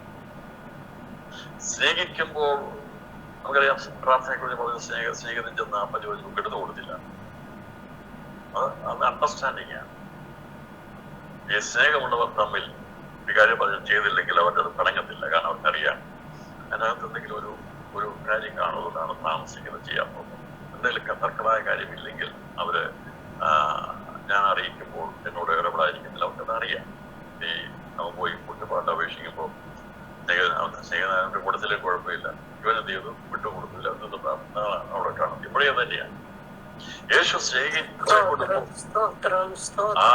അവർ അപേക്ഷിച്ചത് അവൻ കൊടുത്തില്ല. ലാസർ അവൻ രോഗമായി കിടക്കുക, മരിക്കാൻ പോയി, എല്ലാവരും പറഞ്ഞ് മരിച്ചു പോകുമോ, നീ വേഗത്തിൽ വരണം, എന്നെ സൗഖ്യമാക്കണം പറഞ്ഞപ്പോൾ യേശു ആ പ്രാർത്ഥനയുടെ അർത്ഥം പഠിപ്പിച്ച അതേ രീതിയിൽ കർത്താവ് എഴുന്നേറ്റില്ല. ആ സ്നേഹിതൻ നിന്നുകൊണ്ട് അവനെ എഴുന്നേൽപ്പിച്ചു. ഇവിടെ നമുക്ക് കാണാൻ സാധിക്കുന്നത് ഇവരുടെ സ്നേഹം മാർത്തയുടെ സ്നേഹവും മറിയയുടെ സ്നേഹവും കുറഞ്ഞു പോയില്ല. എന്നെ കേൾക്കുന്ന എന്റെ പ്രിയ വിശ്വാസ സമൂഹമേ, നമുക്കൊക്കെ ഒരു പ്രാർത്ഥനയ്ക്ക് മറുപടി കിട്ടിയില്ലെങ്കിൽ പിന്നെ നമ്മളൊക്കെ മ്ലാനവതരായി എന്തിനാ പ്രാർത്ഥിക്കുന്നത്, എന്തിനാ ഉപവസിക്കുന്നത് നമ്മൾ ചോദ്യം ചെയ്യേണ്ടവർ. ഇവിടെ ദൈവത്തെ സ്നേഹിച്ച ലാസർ അല്ലെ നമ്മളൊന്ന് കൊല്ലം ചെയ്യണം. രാത്രിയിൽ പ്രിയപ്പെട്ടവർ, കർത്താവ് നമ്മുടെ പ്രകൃതി അറിയാം. നമ്മളെ കൊണ്ട് കടന്നു പോകുന്ന പരീക്ഷകൾക്ക് മീതെ ദൈവം നമ്മളെ കടത്തി കൊടുക്കും. അതുകൊണ്ടാണ് പറഞ്ഞത് ദൈവത്തെ അറിയാം ഓരോരുടെ സ്ഥാനം. വിശ്വാസത്തിന്റെ തെളിവ് പഠിപ്പിച്ച് പുനരുത്ഥാനം എന്താണെന്നും ഒടുക്കത്തെ നാളിലെ പുനരുത്ഥാനത്തെ കുറിച്ചുള്ള ക്ലാസ് ഒക്കെ എടുത്ത് ഇവരെ സജ്ജരാക്കി വെച്ചിട്ടാണ് ദൈവം പ്രായോഗികമായി പ്രാക്ടിക്കലായിട്ട് അത് അവരുടെ ജീവിതത്തിലൊക്കെ കാണിച്ചു കൊടുത്തത്. പക്ഷേ യേശുവിനെ സ്വീകരിപ്പാൻ വേണ്ടി ആ കുടുംബം തയ്യാറായിരുന്നു. അവിടെയാണ് നമ്മുടെ സ്നേഹം വെളിപ്പെടുന്നത്. വേണമെങ്കിൽ ചോദിക്കാൻ നീ എവിടെയായിരുന്നു ഇത്രയും ദിവസം? ഇങ്ങനെയല്ല ചോദിച്ചത്. അവരെ കാണുന്നത് സഹോദരനെ കുറിച്ച് ആശ്വസിപ്പിക്കുന്നത് ചില യഹൂദന്മാരും അവരുടെ അടുക്കൽ വന്നിരുന്നു. യേശു വരുന്നെന്ന് കേട്ടിട്ട് മാർത്ത അവനെതിരെ ചെന്നു. മറിയോ വീട്ടിൽ ഇരുന്നു. മാർത്ത യേശുവിനോട്, കർത്താവേ, ഇവിടെ ഉണ്ടായിരുന്നെങ്കിൽ ഒരു സഹോദരൻ മരിക്കില്ലായിരുന്നു. കർത്താവ്, ഞാനിവിടെ ഇല്ലാതിരുന്നത് എനിക്ക് സന്തോഷമാണ്. മാർത്തേ, ഞാനിവിടെ ഉണ്ടായിരുന്നെങ്കിലും മരിക്കത്തില്ലായിരുന്നു. അത് ശരിയായി, മരിച്ചാലും വേണ്ടി അല്ല, ഇപ്പോൾ അവനിവിടെ ഇല്ലല്ലോ, കല്ലറക്കകത്തല്ലേ. എനിക്കറിയാം സ്ഥിതി എന്താണെന്നുള്ളത്. അത് കഥ പറഞ്ഞു, ഞാനതിൽ സന്തോഷിക്കുന്നു. ഞാൻ ശിഷ്യന്മാർ പറഞ്ഞു, ഞാൻ അവിടെ ഇല്ലാത്തതിൽ ഞാൻ സന്തോഷിക്കുന്നു. അത് മാർത്തയോട് അങ്ങനെ പറഞ്ഞില്ല, കഥ പറഞ്ഞു. ഇതിന്റെ പുറകിൽ ഒരു സന്തോഷത്തിന്റെ വാർത്തയുണ്ട്. മാർത്ത ഇന്ന് രാത്രി എനിക്കിതിന്റെ ദൂതിന്റെ ആ ആഴത്തിലേക്ക് ഇറങ്ങുമ്പോൾ ദൈവം ഒരുക്കി വെച്ചിരിക്കുന്ന സന്തോഷം എത്ര വലുതാണെന്നറിയാം. അത് ചില തടസ്സങ്ങൾ, ചില താമസങ്ങൾ വരുന്നത് ശോഭ നഷ്ടപ്പെട്ടതിനെയല്ല, തേജസ്സുള്ളതിനെ കാണാൻ വേണ്ടിയാണ്. അനുഗ്രഹിക്കപ്പെട്ടതിനെ കാണാൻ വേണ്ടിയാണ്. ശോഭയില്ലാത്ത ഒരു പ്രവൃത്തിയല്ല, തേജസ്സുള്ള ഒരു പ്രവൃത്തി വെളിപ്പെടാൻ വേണ്ടിയാണ് യേശുവോട് നിന്നത്. പറഞ്ഞത് എന്റെ മഹത്വം വെളിപ്പെടുത്തുവാൻ ആണ് കർത്താവോടെ താമസിച്ചത്. അപ്പോൾ കാര്യം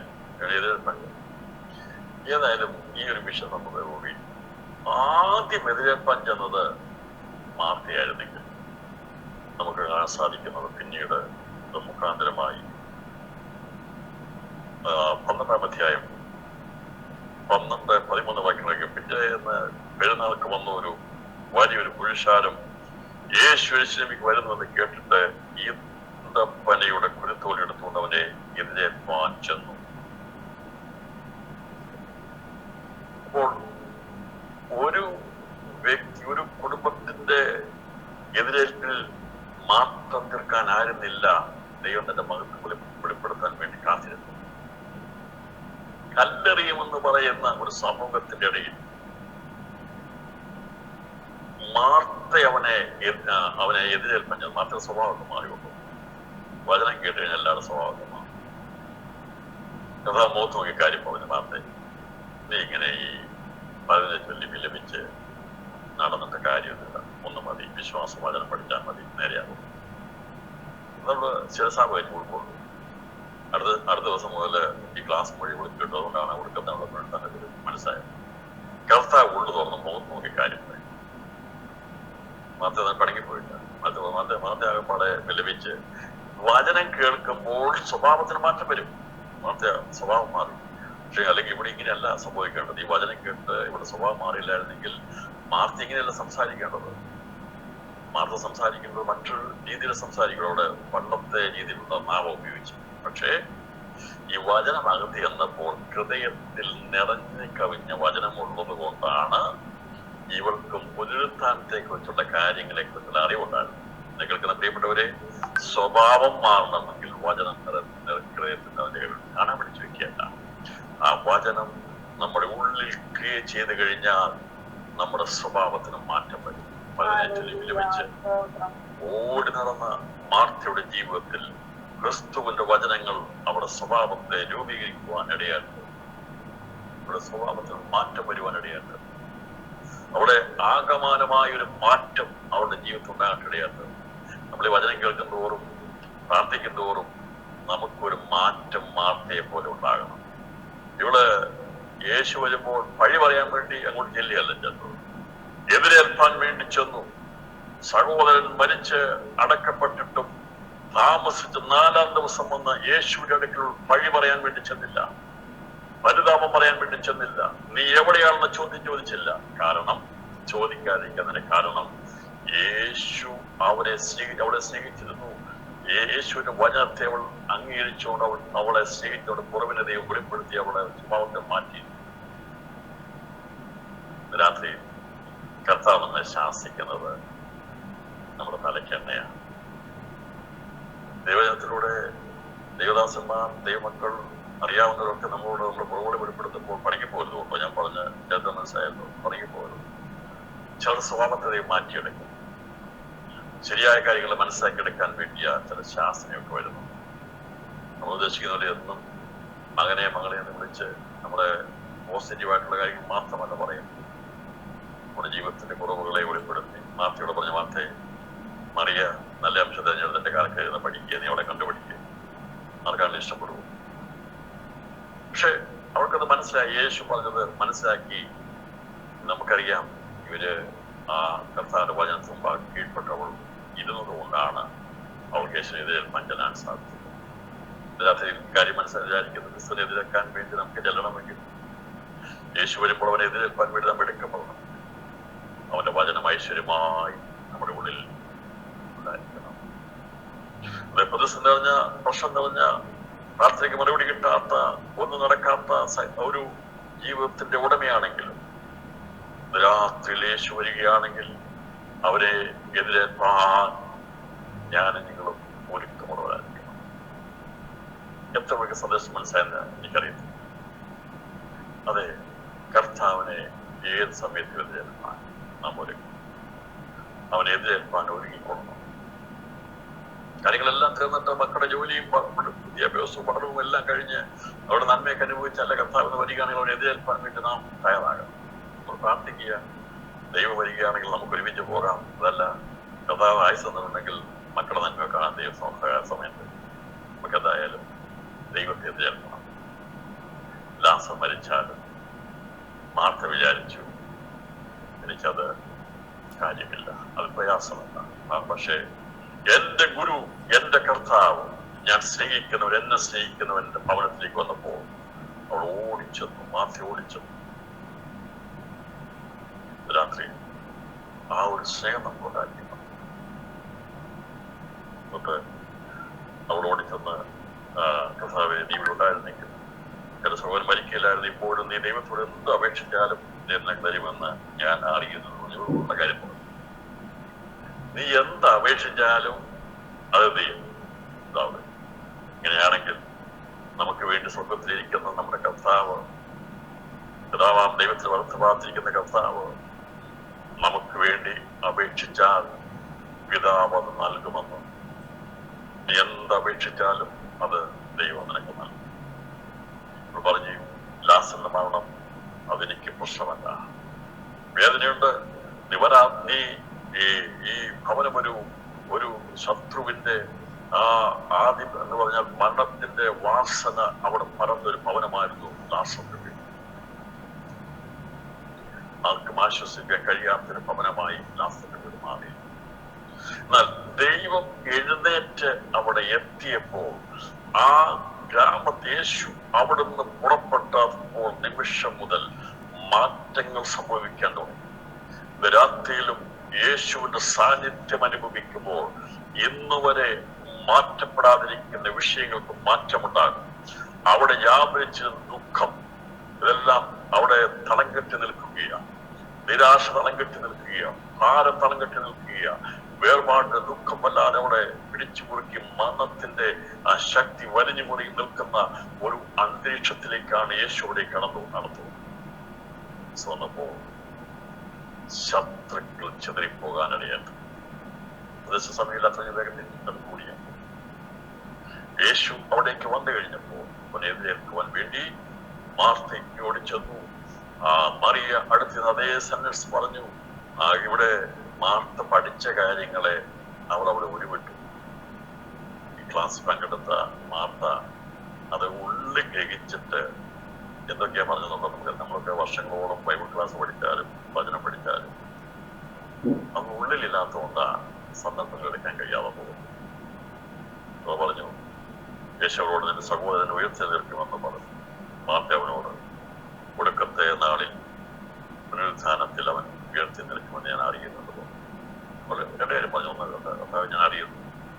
നീ എന്ത് പറഞ്ഞാൽ അത് കിട്ടും. യേശു പറഞ്ഞു അവൻ പുനരുത്ഥാനം പ്രാപിക്കുന്നു പറഞ്ഞപ്പോ അത് പറഞ്ഞു ശരിയാണ്, ഒടുക്കത്താണല്ലോ പുനരുത്ഥാനം പ്രാപിക്കുന്നത്. യേശു അവളോട് ഞാൻ തന്നെ പുനരുത്ഥാനം ജീവനുമാകുന്നു, എന്നിൽ വിശ്വസിക്കാൻ മരിച്ചാലും ജീവിക്കും, ജീവിച്ചതിനിൽ വിശ്വസിക്കാൻ ആരും ഒരു നാളും മരിക്കില്ല എന്ന് പറഞ്ഞു.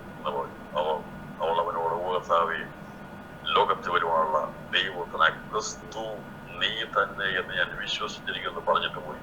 അവസാനം പറഞ്ഞിട്ട് പോയത് ഈ ലാസർ മരിച്ചു, അവനെന്ന് വരുമെന്ന് എനിക്കറിയാം. അവർക്ക് അറിഞ്ഞ ആ കാഴ്ചപ്പാട് നിന്നുകൊണ്ടോട് പറഞ്ഞു ഒക്കെ പ്രത്യാശ ഉണ്ടാകും. മരിച്ചു, ഇനി എന്ത് പറഞ്ഞാലും അത് ദൈവം മടക്കി തരും. യേശു എന്ന് പറഞ്ഞാൽ അത് ചെയ്യാൻ അത് ദൈവം. അവിടെ ആ കാഴ്ചപ്പാട് മനസ്സിലാക്കണം. പക്ഷെ മാർത്തയെക്കുറിച്ച് നമ്മൾ ഇത്രയും കാര്യമായി ചിന്തിച്ച് കാണത്തില്ലായിരിക്കും. നമ്മളെല്ലാം മറിയെക്കുറിച്ചാണ് ചിന്തിക്കുന്നത്. മാർത്ത പറയുക നീ എന്ത് അപേക്ഷിച്ചാലും നൽകുമെന്ന് എനിക്കറിയാം. പക്ഷെ പ്രിയപ്പെട്ടവരെ, ഇങ്ങനെ പരതി വിലപിച്ച് നടക്കുന്ന ആൾക്കാരൊക്കെ വചനത്തിൽ അങ്ങ് ഉറച്ചു കഴിഞ്ഞാൽ പിന്നെ അവരൊക്കെ ഉണ്ടല്ലോ വചനത്തിൽ അത് മനസ്സിലാക്കിയെടുത്തത് സമയാസനം ഉപയോഗിക്കേണ്ടതാണ്. വേണ്ട സമയത്ത് അത് ഉപയോഗിച്ചു. ഉള്ളത് പറഞ്ഞു ഞാൻ അറിയുന്നു. അപ്പൊ യേശു പറഞ്ഞു നിന്റെ സഹോദരൻ ഉയർത്തി നിൽക്കുമെന്ന് പറഞ്ഞപ്പോൾ അത് പറഞ്ഞു എനിക്കതറിയാം, നിന്നെ പഠിപ്പിച്ചിട്ടുണ്ട്, നീ ഒടുക്കത്തിനുള്ളവരെ പുനരുത്ഥാനത്തിനെ കുറിച്ച് പഠിപ്പിച്ചിട്ടുണ്ടോ. അതുകൊണ്ടാണ് പറഞ്ഞത് ആ പഴയ നിയമത്തിൽ ആ സന്ദർഭത്തിൽ ഒടുക്കത്തിനാളുടെ പുനരുത്ഥാനത്തിനാണ് പ്രാധാന്യമുള്ളത്. കർത്താവ് പഠിപ്പിക്കുന്ന സമയത്തെ പഠിപ്പിക്കുന്നത് ഒന്നാമത്തെ പുനരുത്ഥാനത്തെ കുറിച്ചും മനുഷ്യ ക്ലാസ് എടുത്തില്ല. കർത്താവ് പഠിപ്പിക്കുന്നില്ല, സിസ്റ്റമാറ്റിക്കായിട്ട് പഠിപ്പിക്കും. മനസ്സിലായെന്ന് വിചാരിക്കുന്നു. എന്ന് പറഞ്ഞാൽ അന്ന് ആ സമയത്തുണ്ടായിരുന്ന കാര്യങ്ങളെ കുറിച്ച് കർത്താവ് പഠിപ്പിച്ചത് പിന്നീടാണ് സഭയെക്കുറിച്ചുള്ള പഠനത്തിലാണ് പുനരുത്ഥാനെ കുറിച്ച് ശക്തി വരുന്നത് ഉണ്ടായിട്ട് അറിയാത്തത്. യേശു അവരോട് ഞാൻ തന്നെ പുനരുത്ഥാനം ജീവനുമാകുന്നു, എന്നെ വിശ്വസിക്കുന്ന മരിച്ചാലും ജീവിക്കും, ജീവിച്ചിരുന്നു എന്ന് പറഞ്ഞപ്പോൾ ക്രിസ്തു തന്നെ എവിടെ പറഞ്ഞു നീയാണ് ക്രിസ്തു, ഞാനത് വിശ്വസിച്ചിരിക്കുന്നു. ഓ കർത്താവേ ലോകത്ത് ഒരുപാടുള്ള ദൈവത്തിന് ക്രിസ്തു നീ തന്നെ എന്ന് ഞാൻ വിശ്വസിച്ചിരിക്കുന്നു എന്ന് പറഞ്ഞിട്ട് പോയി എന്റെ സഹോദരിയെ മറിയെ സ്വകാര്യമായി വിളിച്ച് വന്നിട്ടുണ്ട്. എത്ര ശ്രേഷ്ഠകരമായ ശുശ്രൂഷയാണ് ഈ മാർത്ത ചെയ്തത്. എന്താ കാര്യം? എന്താ മാർത്ത ആരായിരുന്നു? പലതിനെ ചൊല്ലി വിലപിച്ച് നടന്നവളാണ്. ഇന്ന് ഈ രാത്രിയിലും മാർത്തയെ പോലെ ചിലര് പലതിനെ ചൊല്ലി വിലപിച്ച് ഈ പല കാര്യങ്ങളെ കുറിച്ച് ചിന്തിക്കുന്ന ആൾക്കാരുണ്ട്. എന്നാൽ ക്രിസ്തുവിന്റെ വചനം ഉള്ളിലേക്ക് ആഴമായി പതിച്ചു കഴിയുമ്പോൾ സ്വഭാവത്തിന് മാറ്റം വരും. കഷ്ടനഷ്ടങ്ങളൊന്നും പ്രശ്നമല്ല. ആദ്യ കാഴ്ചപ്പാട് കിട്ടുമ്പോൾ അവർക്ക് ഉറപ്പുണ്ട് പതറിപ്പോകരുത്. ഒത്തോ ഇന്ന് രാത്രി ചിലരുടെ പതറിച്ച് മാറ്റം ദൈവാത്മാവ് ആഗ്രഹിക്കുക. നല്ലൊരു ശുശ്രൂഷ, അനുഗ്രഹിക്കുന്ന ഒരു ശുശ്രൂഷ മാറി അതിന് കാരണമായി തീർന്നത് ദൈവത്തിന്റെ വചനമാണ്. അതുകൊണ്ടാണ് യേശു അവിടെ സ്വീകരിച്ചത്. യേശു പറഞ്ഞ കാര്യങ്ങളെ ഉൾക്കൊണ്ട് അതനുസരിച്ച് കാര്യങ്ങളെ തിരിച്ചറിഞ്ഞ് ക്രിസ്തു ആരാണെന്നുള്ള കാഴ്ചപ്പാട് ലഭിച്ചുകൊണ്ടായിരുന്നു മാർത്തയും മറിയയും ലാസറും. ഇതിനെ എന്ന് പറഞ്ഞ് വിശ്വസിച്ചെന്ന് പറഞ്ഞ് പോയി തന്റെ സഹോദരിയായ മറിയെ സ്വകാര്യമായി വിളിച്ചു ഗുരു വന്നിട്ടുണ്ട്, നിന്നെ വിളിക്കുന്നെന്ന് പറഞ്ഞു. അപ്പം യേശു പറഞ്ഞു സഹോദരിയായിരിക്കുന്ന മറിയെ വിളിക്കാൻ പറഞ്ഞു. രാത്രി ദൈവം നമ്മളിരിക്കുന്ന ആ സാഹചര്യങ്ങളിൽ അത് നമ്മളെ വിളിക്കാൻ പോവുകയാണ്. എല്ലാ ഹൃദയവും അല്പസമയം ദൈവത്തിലേക്കൊന്ന് കേന്ദ്രീകരിച്ച് ചിന്തിച്ചാൽ അതെ, നീ ഇരിക്കുന്ന ആ നിരാശയുടെ കണ്ണുനീരിന്റെ അവസ്ഥയിൽ ഒരു ശബ്ദം കേൾക്കുവാൻ കഴിയും. യേശു തന്നെ വിളിക്കുന്നു. യേശു വിളിച്ചാൽ പരിഹാരമാണ്. രാത്രി ഞാൻ ആ ക്രിസ്തുവിന്റെ ശബ്ദം കേൾക്കുന്നു. അതെ, യേശു വിളിക്കുന്നു. അവൻ കാര്യം നിർവഹിക്കാൻ വേണ്ടി എത്തിയിട്ടുണ്ട്. അവൻ നിന്നെ വിളിക്കാതെ പോകുകയില്ല. നീ എന്നും വിലപിച്ചുകൊണ്ടിരിക്കാൻ മറിയെ മാർത്തയെ ദൈവം സമ്മതിക്കും. അവിടെ വിളിക്കുക. ഇവർ വന്നിട്ടുണ്ട്, അവൻ എന്നെ വിളിക്കുന്നുണ്ട്. അവർ കേട്ട് അവിടെ എഴുന്നേറ്റ് അവന്റെ അടുക്കൽ വന്നു. യേശു അതുവരെ ഗ്രാമത്തിൽ കിടക്കാതെ മാർത്തയുടെ എതിരേറ്റ സ്ഥലത്ത് തന്നെ ആയിരുന്നു. ഇതിനർത്ഥം മാർത്ത മോശമായതുകൊണ്ടല്ല. പക്ഷേ ഈ ഗ്രാമത്തിലേക്ക് കടക്കണമെങ്കിൽ, അകത്തേക്ക് പ്രവേശിക്കണമെങ്കിൽ ഈ രണ്ട് സഹോദരിമാരും വിവരറിഞ്ഞിരിക്കണം.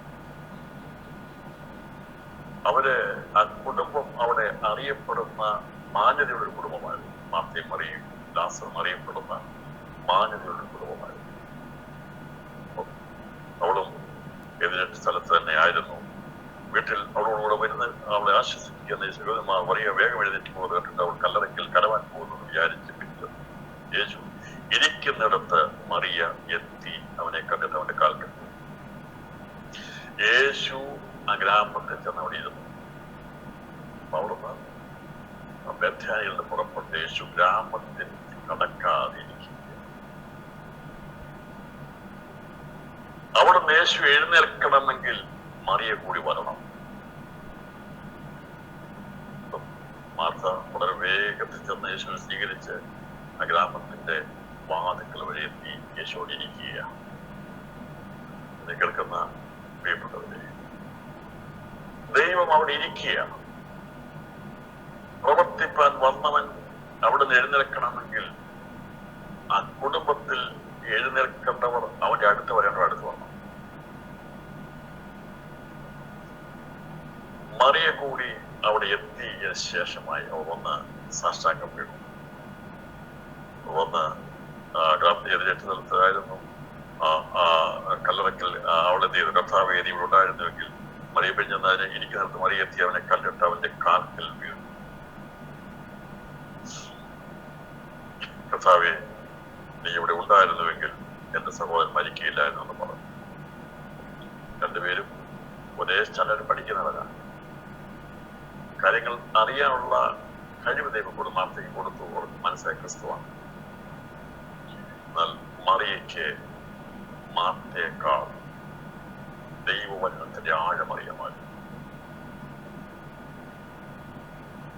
പഠിച്ചില്ലെന്നല്ല, അറിയാമായിരുന്നു. വചനത്തിന്റെ ഗ്രഹണം, അതായത് മനസ്സിലാക്കി എടുക്കുന്നതിന്റെ ഡിഫറൻസ് ഉണ്ട്, വ്യത്യസ്തത.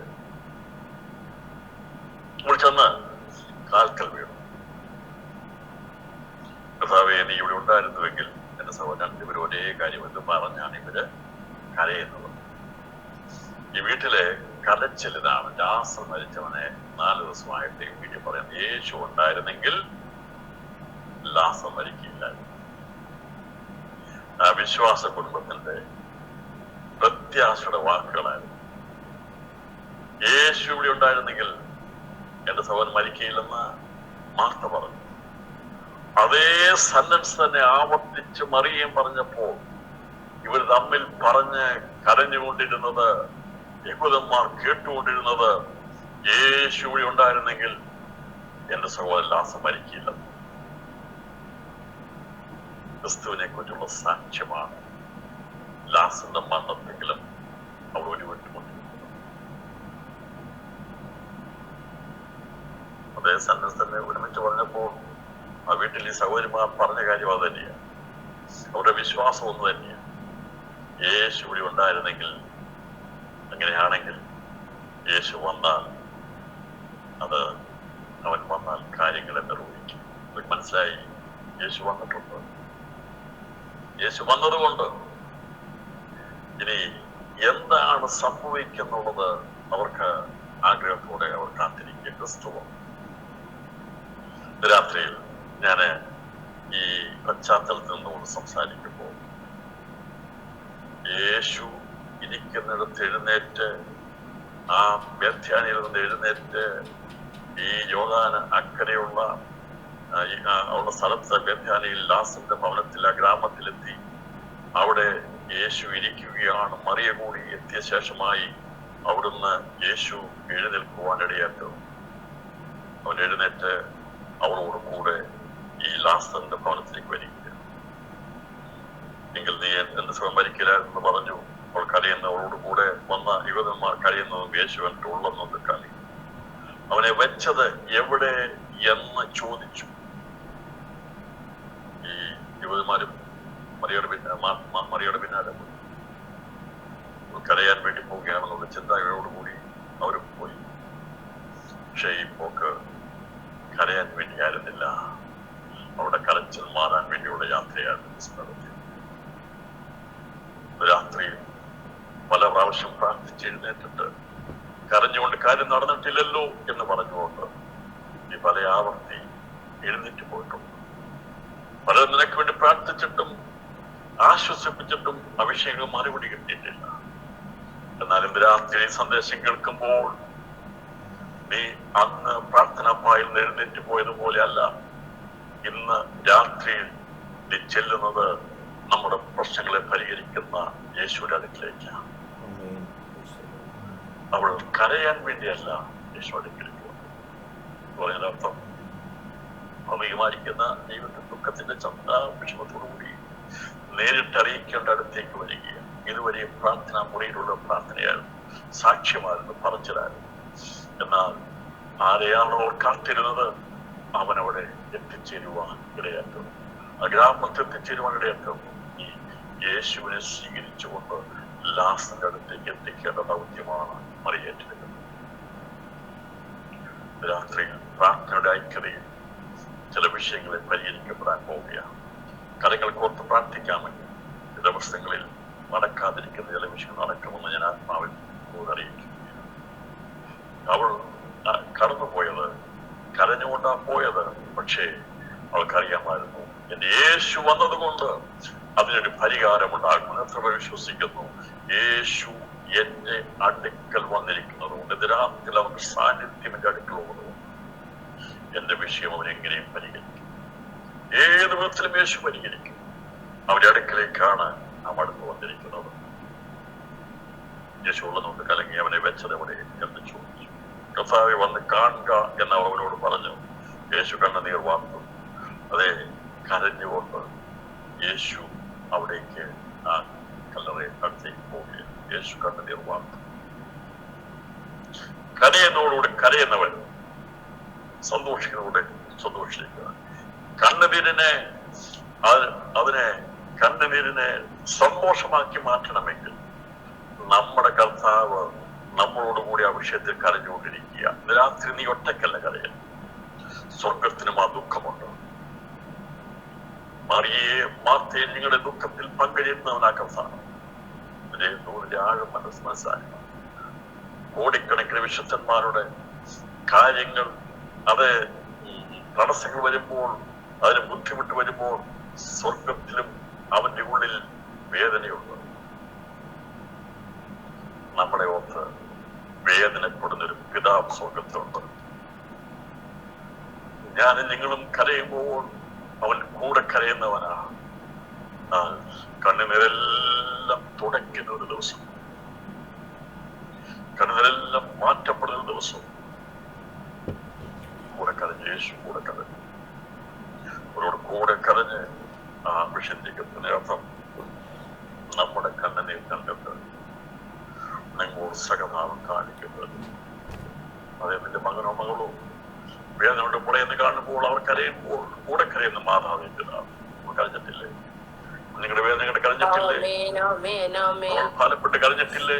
ഇങ്ങനെ ഈ ഭൂമിയിൽ ഞാൻ നിങ്ങൾ കരയുമ്പോൾ നമുക്ക് നമ്മളെ നൊന്ന് പ്രസവിച്ചെടുത്ത കാൽവഴി ജീവൻ തന്ന് നമ്മളെ സ്വീകരിച്ചെടുത്ത കർത്താവ് നമ്മളോട് കൂടെ കരയുന്നവരാണ്.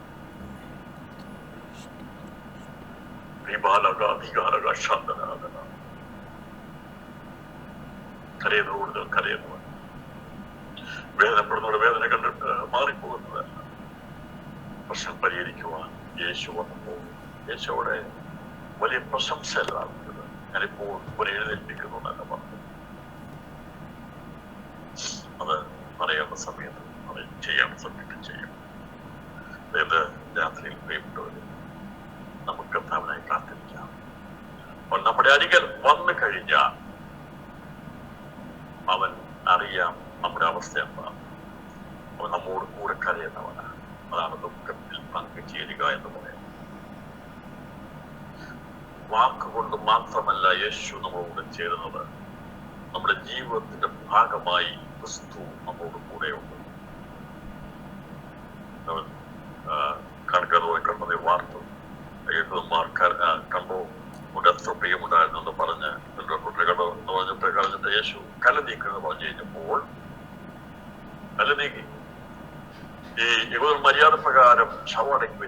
നാസർ യേശു ഒരൊറ്റ വാക്ക് പോലെ ലാസറെ പുറത്തു വന്നു.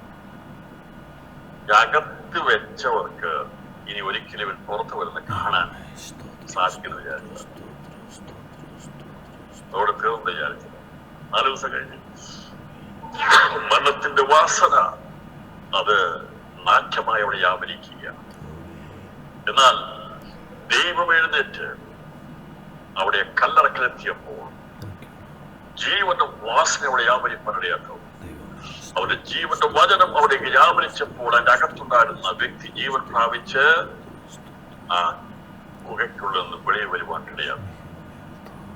അവൻ എഴുന്നേൽക്കുമ്പോൾ ശത്രുക്കൾ ചിതറിപ്പോകും. മരണത്തിന്റെ പാശങ്ങൾ കെട്ടിവെച്ചിരുന്ന അവന്റെ ശരീരം ആത്മാവിന്റെ ദൈവം ഉൾക്കൊണ്ട സ്ഥലങ്ങൾ ഉൾക്കൊള്ളുവാൻ ഇടയാക്കും. ക്രിസ്തു ലാസറെ എന്ന് പേര് വിളിച്ച് അവനോട് എഴുന്നേറ്റ് വരുവാൻ പറഞ്ഞു കഴിഞ്ഞപ്പോൾ, പുറത്തു വരുവാൻ പറഞ്ഞപ്പോൾ കഷ്ടപ്പെട്ടവനായി പുറത്തു വന്നു. പുറമെയുള്ള കെട്ട് മാത്രമേ ഉള്ളൂ. മരണത്തിന്റെ പാശത്തെ ദൈവം അഴിച്ചിരുന്നു. അത് നിനക്ക് കഴിക്കാൻ കഴിയും, എനിക്ക് കഴിക്കാൻ കഴിയും. എന്നാൽ പുറമെയുള്ള കെട്ടുകൾ നമുക്ക് കഴിക്കാൻ കഴിയും. എന്നാൽ അകത്ത് കെട്ടിയിരിക്കുന്ന കെട്ടുണ്ടായിരുന്നു. അതാണ് ഇവിടെ കാണാൻ സാധിക്കുന്ന അസാധ്യമായിരുന്ന മരണത്തിന്റെ പാശങ്ങളെ അഴിക്കാൻ ഒരുവനും മാത്രമേ കഴിയത്തുള്ളൂ. അവനാണ്. അവൻ എഴുന്നേറ്റപ്പോൾ ശത്രുക്കൾ ചിതറിപ്പോയി. അന്ന് വരെയും ഈ ശരീരത്തെ മാറ്റം വെപ്പിച്ചുകൊണ്ടിരുന്ന എല്ലാ കീടങ്ങളും എല്ലാ കാര്യങ്ങളും വിട്ടുമാറി, മരണത്തിന്റെ ശക്തികൾ വ്യാശത്തുക്കൾ വിട്ടുമാറിപ്പോയി. ദ്രവത്വം ആയിരുന്ന ശരീരം എന്ത് ചെയ്തു? ദ്രവത്വം മാറി വെളിയിൽ വന്നു. അന്തരീക്ഷമല്ല, പിന്നെ മരിക്കുന്ന ശരീരം. എന്നാൽ അവ ചീഞ്ഞഴുകിയ ശരീരം വീണ്ടും വെളിയിൽ വരുവാൻ കഴിയാണ്. യഹോവ എഴുന്നേൽക്കുമ്പോൾ ശത്രുക്കൾ ചിതറിപ്പോകും. യേശു ഇരിക്കുന്നിടത്തിരുന്നു. 4-ാം ദിവസം മരിച്ച ശേഷം 4-ാം ദിവസം യേശു കല്ലറക്കിൽ എഴുന്നേറ്റ് അവിടെ വന്നു കഴിഞ്ഞപ്പോൾ അവിടെ ശത്രുക്കൾ ചിതറിപ്പോയി. അവനെ പകയ്ക്കുന്നവർ പതറിപ്പോയി. തീയങ്ങൾ വെഴുമുരുകുന്നത് പോലെ, ദുഷ്ടന്മാർ ദൈവത്തിനെ നശിക്കുന്നത് പോലെ മരണത്തിന്റെ ശക്തി, നിരാശയുടെ ശക്തി അത് അവിടെ ഒഴുകി മാറുവാൻ ഇടയാത്തുന്നു. യേശുവിന്റെ വാക്കിന് മുമ്പിൽ, നമ്മുടെ ദൈവത്തിന്റെ വാക്കിന് മുമ്പിൽ ആ ശക്തി അവിടെ അഴിഞ്ഞു മാറുവാൻ ഇടയാത്തുന്നു. അതാണ് ശത്രുക്കൾ ചിതറിപ്പോകുവാൻ ഇടയാത്തുന്നു. പിടിച്ചു വെക്കാൻ കഴിയില്ല. ഇതാണ് ബന്ധത്തിൽ ഇവിടെ ക്രിസ്തു എഴുന്നേറ്റപ്പോൾ സംഭവിച്ചത്. സമുദ്രസംഘത്തിൽ പറഞ്ഞു, യഹോവ എഴുന്നേൽക്കുന്നു, ശത്രുക്കൾ ചിതറിപ്പോകും. ഉടനെ യഹൂദന്മാരെ ചിതറിക്കുകയല്ല ചെയ്തത്. യേശുവിനെ പകച്ചവരെ അവിടെ ചിതറിക്കുകയല്ല ചെയ്തത്. ആത്മീയ മണ്ഡലത്തിൽ ഒരു യുദ്ധം നടക്കുകയാണ്. അവിടെ ആ യുദ്ധം മുഖാന്തരമായി അവിടെ അന്ന് വരെ വ്യാപരിച്ചിരുന്ന ആ ഒരിക്കലും സാധിക്കില്ലെന്ന് വിചാരിച്ചുകൊണ്ടിരുന്ന കാര്യത്തിന്റെ ആ ബന്ധനത്തെ യേശു അഴിക്കാനിടയാക്കും. അവന് സകലവും സാധ്യമാകുമെന്ന് വെളിപ്പെടുത്തി കൊടുക്കുവാൻ ആ കുടുംബത്തെ ദൈവ കരങ്ങൾ ഉപയോഗിച്ചതുപോലെ രാത്രിയിലും കേട്ടവര് നമ്മുടെ ദൈവത്തെ സാധ്യമാക്കുന്നത്. അവൻ എഴുന്നേൽക്കുമ്പോൾ ഏത് മണ്ഡലത്തിൽ നമുക്കെതിരെ ശത്രു പ്രവർത്തിച്ചാലും അതിനെ നീക്കി നമ്മെ വെളിയിൽ കൊണ്ടുവരുവാൻ യേശുവിന് കഴിയും. ലാസറേ, നീ മരിച്ച് നിന്റെ ശരീരം അത് കല്ലറയ്ക്കുള്ളിൽ ആയി ചീഞ്ഞഴുകിപ്പോയതാണെങ്കിലും അതിനെ ബന്ധിച്ചിരുന്ന മരണത്തിന്റെ ബന്ധനത്തെ ശത്രുവിനെ അഴിച്ച് അവനെ വെളിയിൽ കൊണ്ടുവരാൻ കഴിഞ്ഞതുപോലെ നമ്മുടെ കർത്താവിന് പ്രവർത്തിക്കാൻ കഴിയും എന്നാണ് അവർ വെളിപ്പെടുത്തി കൊടുത്തത്. യേശു തന്നെ പുനരുത്ഥാനം ജീവനുമാണെന്ന് പ്രത്യക്ഷ വെളിപ്പെടുത്തി കൊടുക്കാൻ കഴിയാണ്.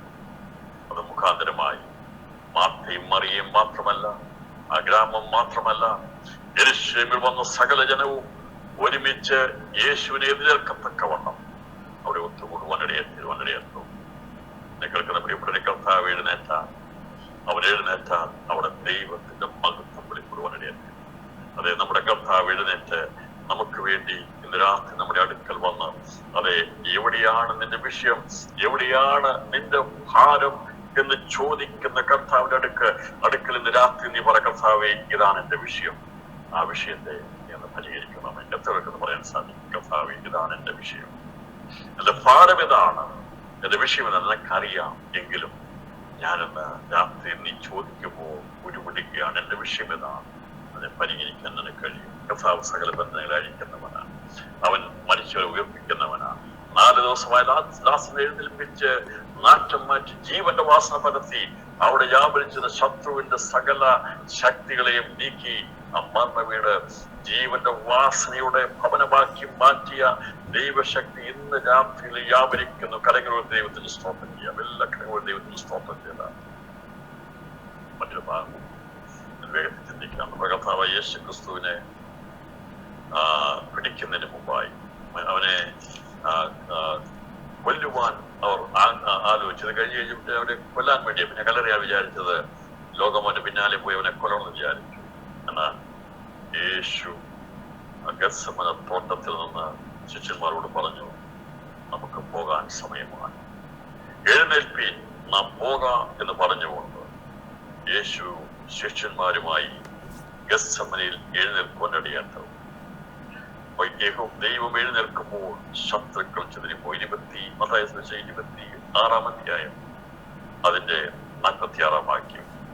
മനുഷ്യപുത്രൻ പാപികളുടെ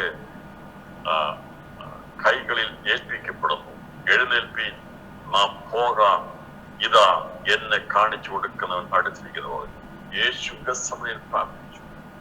അതിനുശേഷമായി യേശു പറഞ്ഞു, എഴുന്നേൽപ്പീൻ, നാം പോകാം. യേശു എഴുന്നേറ്റു.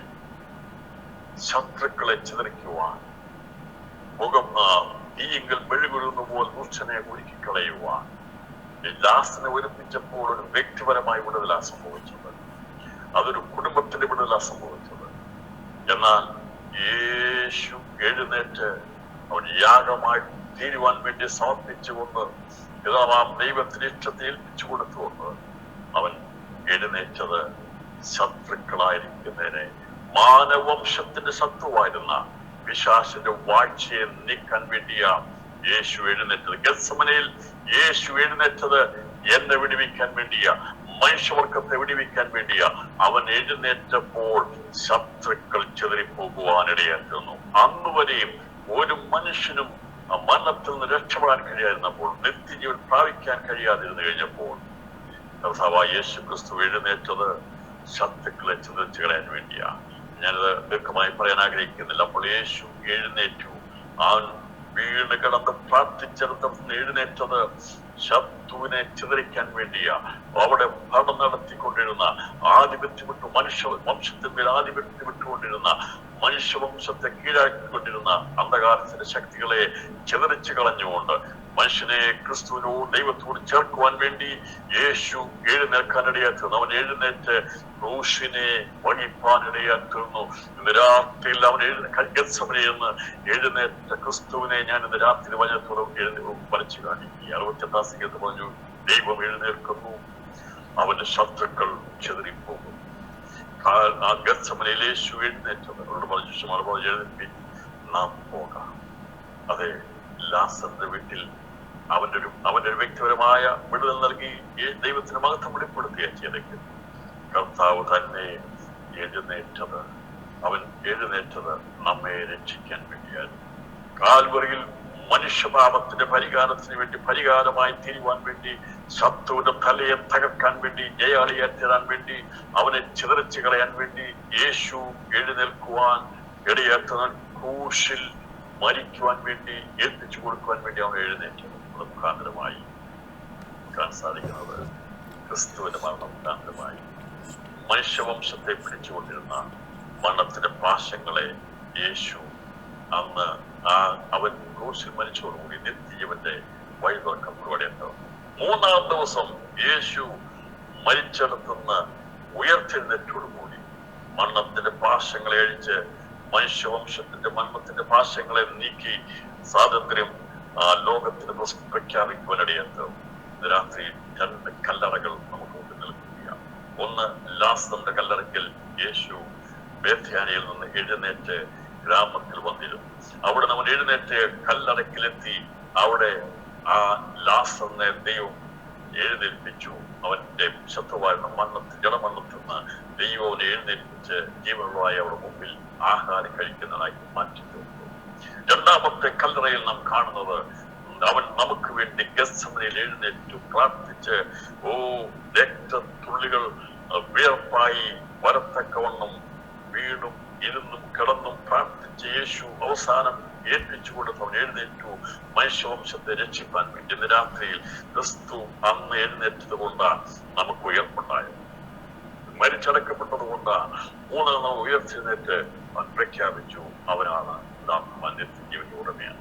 രാത്രി പ്രിയപ്പെട്ടവരെ, അങ്ങനെ ഭൗതിക വിഷയങ്ങൾക്ക് വേണ്ടി, ആത്മീയ വിഷയങ്ങൾക്ക് വേണ്ടി നമ്മുടെ സകല ശബ്ദങ്ങളെ ചിതറിച്ചു കളഞ്ഞ് നമുക്ക് വേണ്ടി വഴിയൊരുക്കി തരുന്ന, നമ്മുടെ പ്രാർത്ഥന കേട്ട് നമുക്ക് വേണ്ടി പ്രവർത്തിക്കുന്ന ക്രിസ്തു ഇന്ന് രാത്രിയിൽ ജീവിക്കുന്നു.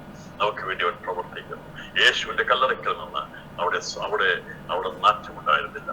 അവന്റെ ശരീരം നിർജീവമാക്കുവാൻ, അല്ലെങ്കിൽ അവന്റെ ശരീരത്തെ നിർജീവമാക്കുവാൻ ശത്രു കഴിഞ്ഞെങ്കിലും അവന്റെ ശരീരത്തെ തീപിച്ച് കളയുവാൻ കഴിയാതിരുന്നത് വചനമായതുകൊണ്ടാണ്. ദൈവത്തിന്റെ വചനമായതിനെ ദീപിച്ച് കളയാൻ കഴിയാതേക്കുമുള്ളതായതുകൊണ്ടാണ്. എന്നാൽ യേശു മൂന്നാം നാൾ ഉയർത്തെഴുന്നേറ്റ് യേശു ക്രിസ്തു പുനരുത്ഥാനമെന്ന് മനുഷ്യവംശം ഉയർപ്പാക്കുന്നത് പോലെ രാത്രിയിൽ യേശു നമുക്ക് വേണ്ടി എഴുന്നേൽപ്പാനിടയാക്കും. കല്ലറയിൽ നിന്ന് മരിച്ചുടയുന്ന എഴുന്നേറ്റ് ഇന്ന് രാത്രി നമുക്ക് വേണ്ടി വാഴുന്നതിനായി സ്തോത്രം ചെയ്യാം. എല്ലാ കരങ്ങളും ഉയർത്തി ദൈവത്തിന് സ്തോത്രം ചെയ്യാൻ. പിതാവാം ദൈവത്തിന്റെ സന്നിധിയിൽ നമ്മുടെ വീണ്ടെടുപ്പുകാരനായി തീരുവാൻ യേശു എഴുന്നേറ്റത് മുഖാന്തരമായി മാനവംശത്തിന് ഉയർത്തെഴുന്നേൽപ്പുണ്ടായി.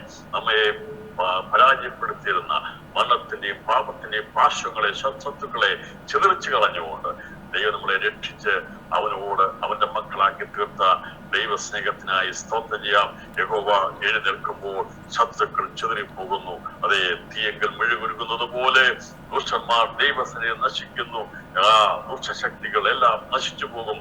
അതെല്ലാം ഇല്ലാതായി തീരുമെന്ന ക്രിസ്തുവിനോട് ചേർന്ന് നിൽക്കുന്നവരെന്നേക്കുമുള്ളവരായി തീരും. അതിനു വേണ്ടിയാണ് കർത്താവ് എഴുന്നേൽക്കുന്നുള്ള സന്ദേശം കൈമാറിക്കൊണ്ട് ഇന്ന് രാത്രിയിൽ ഞാൻ തോന്നുന്നു വിരാമൂടുകയാണ്. നമുക്ക് അല്പസമയം ദൈവത്തോടെ കർത്താവേ, നീ എന്റെ അടുക്കൽ വരും.